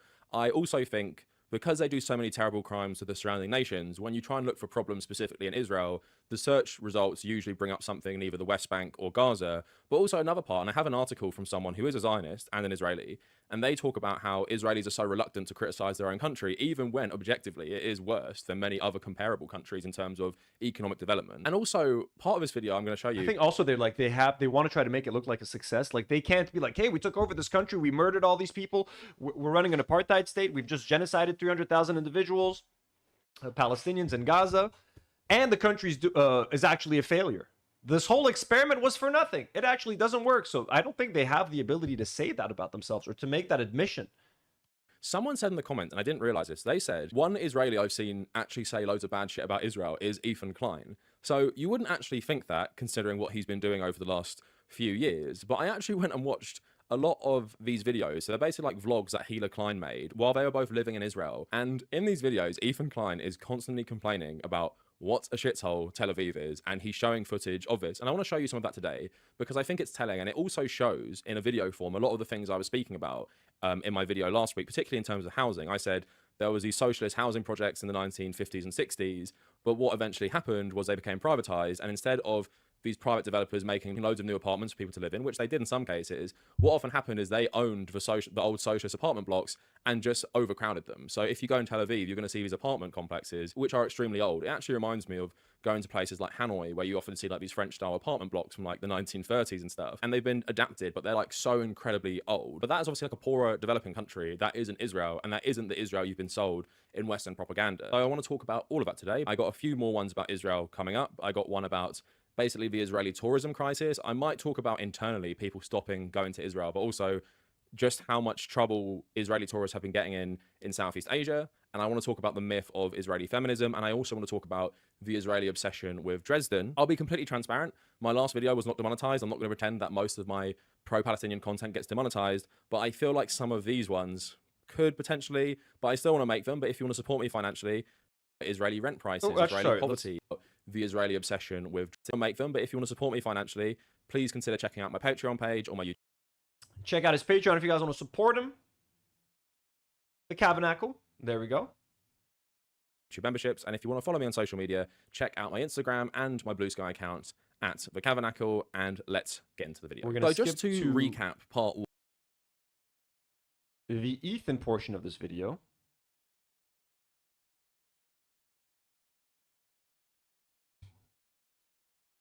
Israeli rent prices, Israeli poverty, Israeli jobs. Like, you really can't find anything. And if I go into like vlogs about Israel, you can't find things about this because so many people in Israel do not want to speak bad of their country, even though they know it's bad. Okay, so there we go. Ethan Klein right now is about to talk shit about Israel.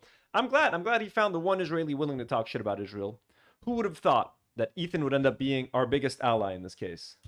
And this is why Hila Klein's vlogs, where Ethan Klein is talking about what a dump Israel is very insightful because you really don't get this content. So for I remember some of those. It's also the same vlogs where like they would film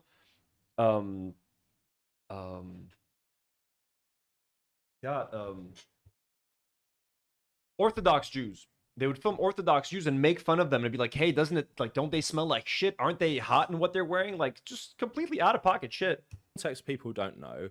Hila and Ethan Klein are prominent YouTubers. Hila Klein was born in Israel. Ethan Klein is American but became an Israeli citizen.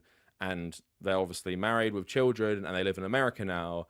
And in the context of this video, I think she was waiting for this green card or something like that. So he's stuck in Israel and he's constantly saying, like, I want to go home, I hate it here. So there's a video where he shows the street they used to live on while talking shit about it. But I just want to show you a few clips throughout these vlogs where he shows parts of Israel he hates and he talks about how much he hates Israel. I'm just thinking about how much I hate Israel and can't wait to live. It's like, if the country's so holy, why does everybody leave dog shit and garbage everywhere on the fucking ground? If this place is so fucking holy, why does everybody literally take a shit in the fucking street and not have to walk through it? I get the feeling sometimes it's cleaner there in goddamn shit butt fuck cancer India than it is in this holy country. Today we are going to Akko, which is a beautiful little beach town up north, So you're gonna see that not all of Israel is shit. And by the way, I don't hate Israel. I'm just frustrated because I want to get home and make more H3 videos for you guys. I just get I get spun up when I'm away from home too long. I don't hate Israel. By the way, isn't this a great place? Look how cool that looks. Isn't that nice on the nicest street in Israel? I've been there once. It's great, isn't it? That being said, I don't hate Israel. I don't think it's a shithole. I definitely like it a lot here. It's the same shitty street everywhere that you look. Everything looks the same. Welcome to Israel. Can you believe this?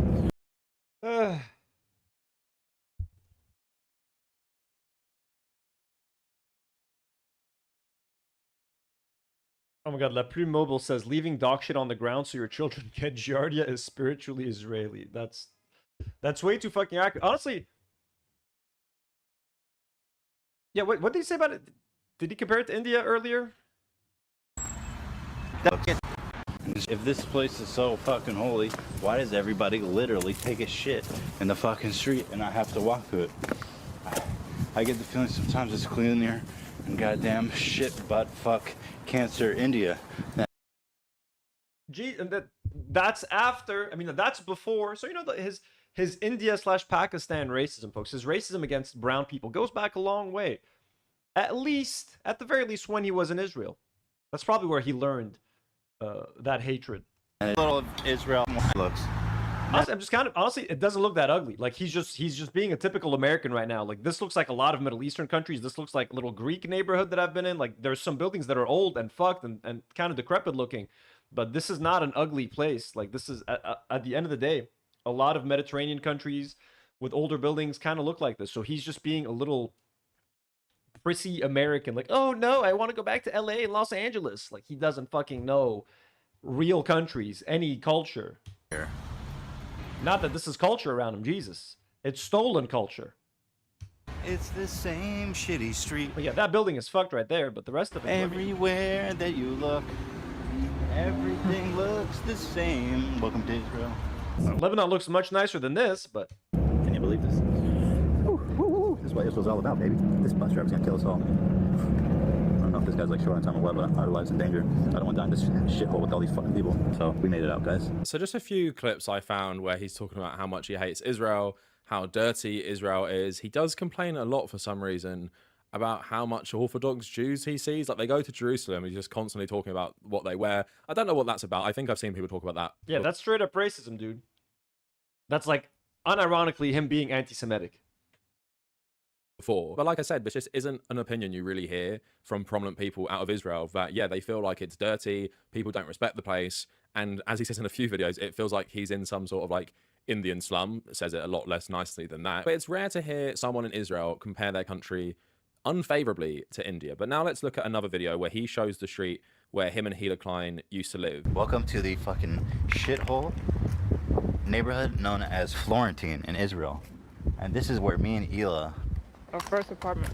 First apartment we ever had together in the whole world was here in this... First apartment. You just hear like... in the back. She doesn't even need to say words anymore. Our first apartment. First... This is where me and Eli... Oh yeah, our first apartment. Apartment we ever had together. And this is where me and Hila... Our first apartment. First... apartment. We ever had together in the whole world was here in this neighborhood. In my opinion, this looks more like India than fucking... Jesus, again? He can't not stop. All right, I never knew his India hate was this bad. Goddamn, man. It's the second time. You can't even tell. This street doesn't even look that bad with all the fucking like wires. You guys see it during the week. This is Saturday now, so everything is closed. This place is a nightmare, dude. Street all the time, so everyone's honking. It's fucked. And then we had like cockroaches. We had mice. There was like a whole family of mice in our apartment once. Looks like they cleaned it up a little bit. Someone's got some cactuses out. Bro, this looks like Lebanon, man. What are you talking? There and shit. I feel like this street is too nice almost.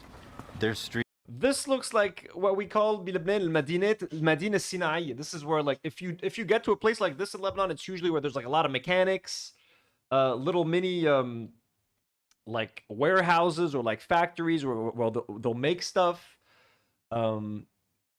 Like you change your tires in a place like this. This looks like a Medina Sinai right there. It's here that the wiring makes it look Medina means city, basically. Sinai it means construction or production city, something like this. like this whole neighborhood's about to go up. Little India. You get the idea. I mean, look at this shit. Like, what the fuck? Like, who the fuck put this together? This, Russian bloc Berlin. Look at this. Yes, industrial district, exactly. Industrial? Yeah, seriously. Look at this fucking place, man. And right next to this guy who's brand new. Yeah, that guy's killing it. But I love how when they made this, they're like, this is so luxurious. All these windows up here, all this natural sunlight. Look at this place now. Florentine. Anyway, Israel's a wonderful place, guys. It is. Don't listen to Ethan. I'm not being sarcastic. I love coming to Israel, dude. This is an awesome place, isn't it? You always sound Look at this alley. Look how dope it is. Look how fucking good that. I mean, my guy, there's like, have you been to Washington D.C.? Have you been to New York? There's alleyways everywhere, dude. That looks. And again, I'm not defending Israel. I think I'm defending Palestine spiritually, folks, because it could have looked a little bit similar, you know? Come in on the power line. Look at that fucking wiring, dude. That's sick. I love it. Yeah, this is very common, man. This is common stuff. Yeah. He's just being a little tourist, like, oh, So clutching his pearls. Look at the wires. How is that safe? in these videos doesn't look like the paradise that I'm shown on TikTok and in Western propaganda. It looks like any developing country, and even the wiring stuff, like you'll see that everywhere in places like Vietnam and Thailand. He showed an apartment actually, which might be something I was talking about like these old socialist apartment blocks. It would be kind of fun to watch those vlogs again. Ethan and Ela Israel vlogs. Trapped in Israel 9 years ago. Jerusalem. Oh my God, folks. Hi. Good apple. So what are we doing today? We are going to pay our respects to Biggie Smalls, the hip hop artist. Some people. Hey guys, we are officially reacting to Ethan and Ela Israel vlog. Let's go. Let's watch this thing. No problem. Same artist, hip hop artist. I don't have any problem. Why do we stop? I thought you stopped. I thought you stopped. I have no problem referring to Biggie as an artist. He's a hip hop artist. He's more than that. He's a legend. He's a king. And we're going to Jerusalem today to pay our respects. Also, Ela has her interview with the U.S. consulate. Really good apple. Shut up. Ethan's always thought that it's funny when he eats with his mouth open and like makes loud noises. That's, you know, and like makes weird coughing noises. That's his thing. Yes, dog. Those are the ones where he makes, and I think it might be here where he's. Yeah, this could be one of the tweets where he makes fun of fucking good. Let's go. Interrupting our shoot. Oh God, we're getting daycare. I get confused by Orthodox Jews. I've seen a lot of videos of Orthodox Jews supporting Gaza, supporting Palestine, being like Zionism is wrong. They fucking hate Zionism. But then I always see videos of Orthodox Jews like spitting on Christians in Jerusalem. So I'm like, do they support Gaza, but they like spitting on Christians? What's the deal with Orthodox Jews? With the consulate, so that we can leave this. How's your walk and talk? I'm just thinking about how much I hate Israel and can't wait to leave. It's like, if the country's so holy, why does everybody leave dog shit and garbage everywhere on the fucking ground? If this place is so fucking holy, why does everybody literally take a shit in the fucking street and not have to walk to it? I get the feeling sometimes it's cleaner in goddamn shit, butt, fuck, cancer, India than it is in this holy country. I mean, I could take these guys a little bit more seriously if it wasn't for this curly ass shit, like these fucking double curls. Look at that, dude. Straight up anti-Semitism. Now he could be like, well, I'm Jewish, so I'm allowed to say it. It's just. I mean, but you doing that in front of your audience that is not completely Jewish, you know what I mean? Like their audience has non-Jews in them. I was a Lebanese Christian watching H3, so even if you're Jewish, you're making these jokes and you're basically saying that it's okay for others to make those jokes as well. It's goofy. But also, come on, wearing a full suit in the summer. You know what? Whatever, dude. Whatever they want to do is fine. But the thing they stink the whole place for everyone. Stink, suit, whatever. Okay, the thing that puts them up. Ooh. Okay, so we got to. I'm reading your name every time. It's like reproduction or destruction. You know what you're doing. Sends another 2200 CLP. Thank you so much. It says that that's the Naturai Karta sect. That's anti-Zionist. Okay, so that's a specific sect within the Orthodox Jews. You know, the thing that makes it not okay. Here we got one driving a car. Careful, everybody. Hey, the thing that not makes it okay is these curly ass, goofy mouth, because it just makes you into a goofy guy. You try walking around that shit. You walk around something like that, you're nuts. It's like having a rat tail. It's like having 2 rat tails on each side of your head. Yeah, that's what it is. Except you fucking manicure them every day. At least people with rat tails have the decency to just let it sit. But these guys goof with it all the time. We'll get some good footage, hopefully, of these goofy ass rat tail motherfuckers. Factory of Coca-Cola. Just don't show that. They were Pepsi household, Hila. What would you think about me if you just saw me at first glance? What conclusion? Well, I did first see you as one point. So what was your conclusion about me? I thought you looked cool. You fucked up. I did. Shouldn't have ever been with you. I could see that. I could never be with anybody who ever thought I was cool, dude. Well, we were at the stupid museum. This vlog sucks. What you got here? Man, haram, this is nice land, dude. I would love to visit Palestine.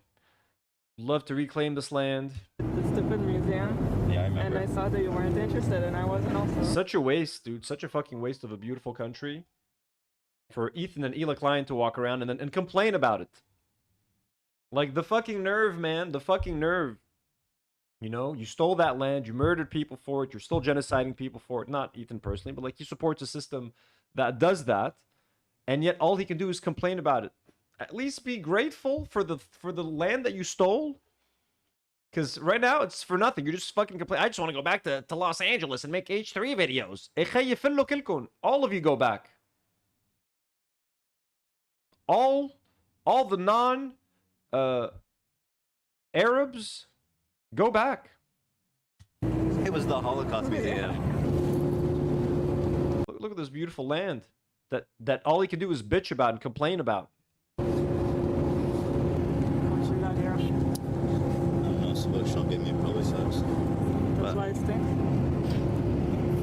Well, according to the New York Times, it's an extraordinary achievement. And the Christian monitor said that. Oh, interesting. I guess that sounds good. I find it interesting how the author's name is like 10 times bigger than the name of the story. It's the guy. Everything sucks. Welcome to Ethan's world. Fucking horrifying. This place is horrifying, dude. Full of Jews. Apartheid state. He's got a gun. Apartheid state. Apartheid state, guys. Get the word out. We're being held hostage. Can we fucking cross the street? Okay, he's making jokes about apartheid states. He's saying apartheid state, apartheid state. You hear that? Jesus. It's crazy, man. Apartheid state. He's got a gun. Apartheid state. Apartheid state, guys. Get the word out. Okay. And welcome to Ethan's world. Fucking horrifying. This place is horrifying, dude. Full of Jews. Apartheid state. He's got a gun. Apartheid state.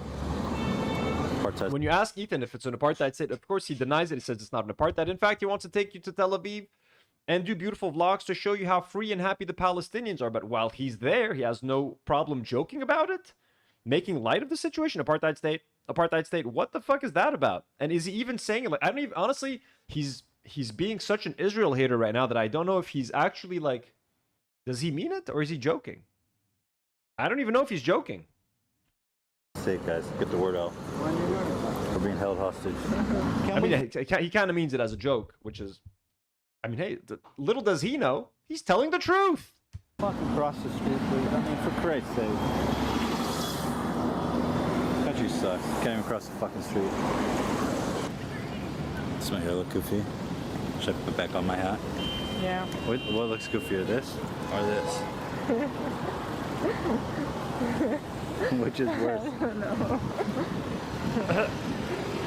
don't know. I found a funny American clown to make me laugh. Ethan, you're so funny. Please stop. No?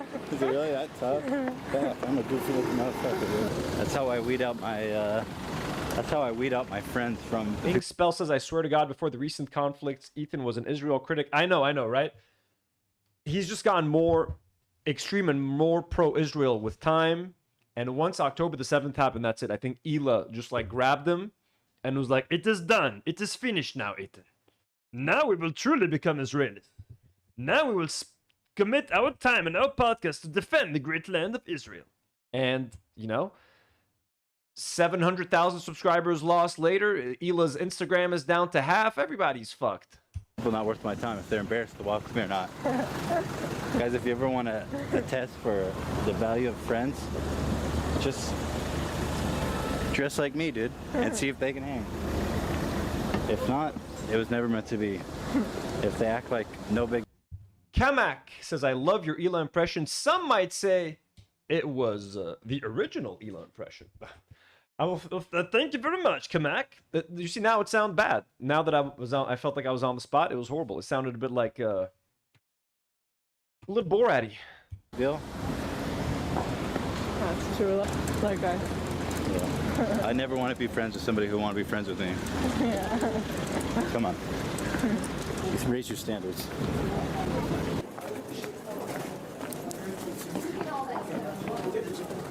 Classic H3 comedy.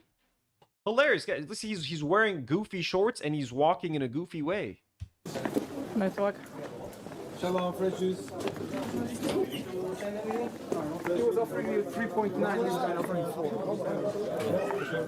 4. So. It's the most lackluster spectacle of all time. It's actually just the wall. Hey, look at all these people. People who aren't even Jewish. They just come to see the wall. There's so many people here. Actually, most people here probably isn't for a religious purpose. They just come to see the wall, guys. Are you sure to give us a Hey, nice wall, guy. I should say that to the Hebrew at the fucking... There's always these rabbis at the entrance trying to get you to do prayer with them. It's like, hey, nice wall, guy. Love what you've done. Loosen up a little bit. The colorful ass jeans. Just colorful jeans, dude. Fucking colorful hats. Why don't you just wear some normal shit, dog? Fucking right. Not everyone wear one pair of pants like you. Yeah, but people say, oh, what a goofball, you know? What a guy. What a goofball walking around. I'm in European. I can't do it much longer, folks. I'm not interested in being his friend at all.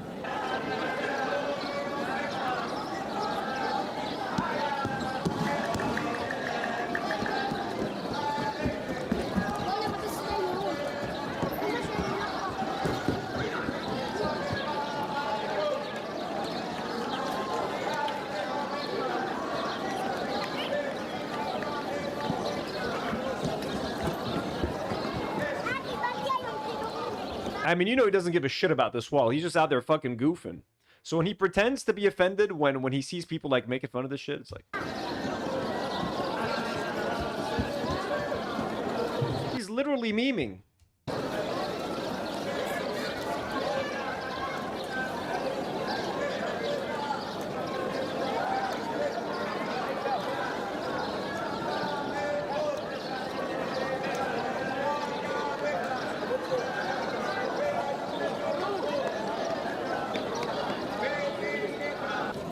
Like, I don't know, at least also, like I'm not religious, but if I'm going to a religious site, no matter the religion, I would kind of try to dress appropriately. Like, don't go there looking like a goofy idiot, man. Even if you don't believe in the thing, at least show respect because other people believe in it and other people worship that thing, or other people, you know, find a lot of value or wisdom in these things. Don't go dressing like a clown, even if you're out there clowning like, okay, this is in Israel. I'm not a fan of Israel, but like, don't go clowning on these things if they mean a lot to someone else. You know what I mean? Don't go to a mosque and disrespect the mosque. Don't go to a church and disrespect the church. Don't go to a temple and disrespect the temple. Just it's kind of my take on it. You know what I'm saying? Is the Western Wall, the holiest place. And again, you're out there contributing. Like when you complain about anti-Semitism later, you're out here in your own video making fun of the wall, making fun of Orthodox Jews, making fun of Israel, and you were teaching your audience that it was okay to do those things. Judaism, and the story is that it's the last remaining wall of the holiest temple that was destroyed by the Romans, I think is the story. So this interesting little thing is divided. Here's Hila. The women get this tiny little piece of shit section of the wall, and us guys swinging our cocks get all this. Hey, don't say anything to me, Hila. This is the men's side. Hey, get back in there. Anyway, people come here to pray and have a lot of fun. Really a mediocre wall if you ask me, but hey, it is what it is. People write little... Mediocre wall, huh? Mimosa sends 10 AED. Well, thank you so much. Says Anthony, where are the cats? The cats are chilling. Let me see if I can get them to come say hi real quick after this. Notes here, and they put them in the wall. Haley, see you later. Thank you so much for being here. Yeah, guys, we'll be live again in 3 hours time, in 2 hours and 45 minutes with Comrade Casey and James for a new episode of Better Left Unsaid. We're going to be covering a lot of the stuff that we covered already today, but there's going to be 2 people with me. It's going to be way more fun, okay? That's what's going to happen. You can see that. Prayer, I guess. You know, something like that. Hopefully God is going to hook it up. A couple mil. Maybe so hopefully that works. And it's the home of the Jew. Did you say? Otherwise, what's the point of walking fast, you know? I mean, you're not treating yourself. Guys, here we are in Nibra. And it's the home of the Jew. The Jewy Jew, not just this Jew like, you know, me or Ela. But this is home of the super Jew. The Jew, the Jewy Jew, the super Jew. You know, the dirty, grimy, jacket-wearing Jews. Real dirty ass, nasty. You know what I mean? It's like, who can look more Jewish? Boom, boom, boom. It's like it doesn't end. I mean, come on. Again, he's doing this to a primarily not Jewish audience who indirectly or directly is telling them, hey, these kind of jokes are okay. Look at this. Can you believe this? Woo, woo, woo. This is what Israel's all about, baby. This bus driver's gonna kill us all. I don't know if this guy's like short on time or what, but our life's in danger. I don't want to die in this shithole with all these fucking people. So we made it out, guys. We're the only ones on the bus. Say hi, Ela. Hi, Ela. Nice one. Always a classic. And folks, I can't take any more of this vlog. It's been fun. It's been a nice little stream. Had a good little time together. I'm going to take a couple hours off. Going to have some dinner. Gonna relax. And then we'll be back tonight with Comrade Casey and James for a new episode of Better Left Unsaid. So far, all I know from the topics are, again, the Ethan stuff. It'll be great to get James's take, Comrade Casey's take. We'll just do it all again, folks. We'll have a nice time. Obviously, there will be some more stuff on there as well. Thank you to everybody who came in and who gifted Bad Pierogies and Marina. Thank you so much for gifting memberships. I very much appreciate the 2 of you. It's very kind of you. And for everybody who sent in a super chat, very much appreciate you. Let me call you guys out real quick. People like Repro Destruction, Emma Mimosa, Haley, Chris, Erica Stills, Polish Pusher, and Far Twain. Thank you guys so much. Let me bring Mimosa. I promised some cats. Let's bring the cats to say a quick hello to everybody before I let y'all go. One moment.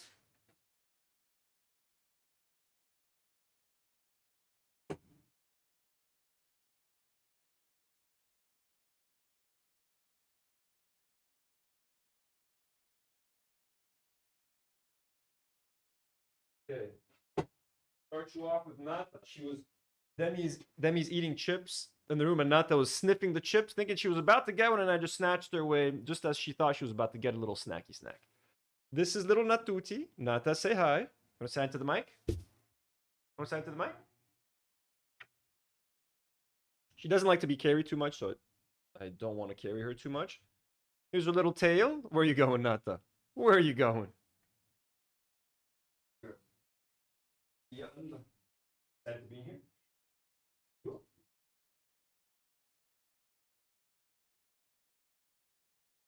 For now.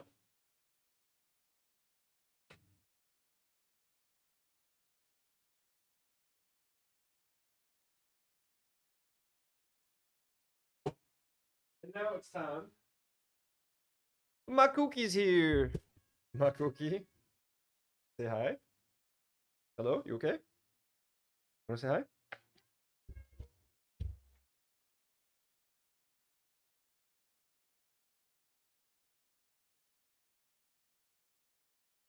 Let's go.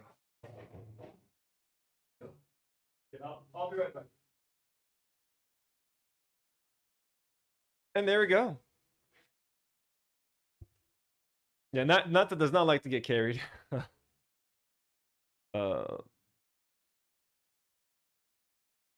How's everybody doing? Guys, thanks so much for being here. Mimosa, I hope you enjoyed the kitties. They loved being here too. Let me just make sure I did not miss anything. Okay, I think I got everybody. Guys, thank you so much for being here. This was a super fun, chill stream. I hope you guys didn't mind the earlier time. I might experiment with this timing next week. Also, please subscribe to Tino's Playroom. Don't forget to subscribe to Tino's Playroom. The link is still pinned at the bottom or on the top of the live chat because there's going to be a lot of fun streams next week, on both channels. I'm going to be doing 2 live streams a day. Not all week next week, but I'm going to attempt it. A bit of Lego stuff or gaming stuff and mainstream on the main channel at night. Let's try to make it happen, okay? Guys, have a good night. See you in a couple of hours. And as always, do not worry.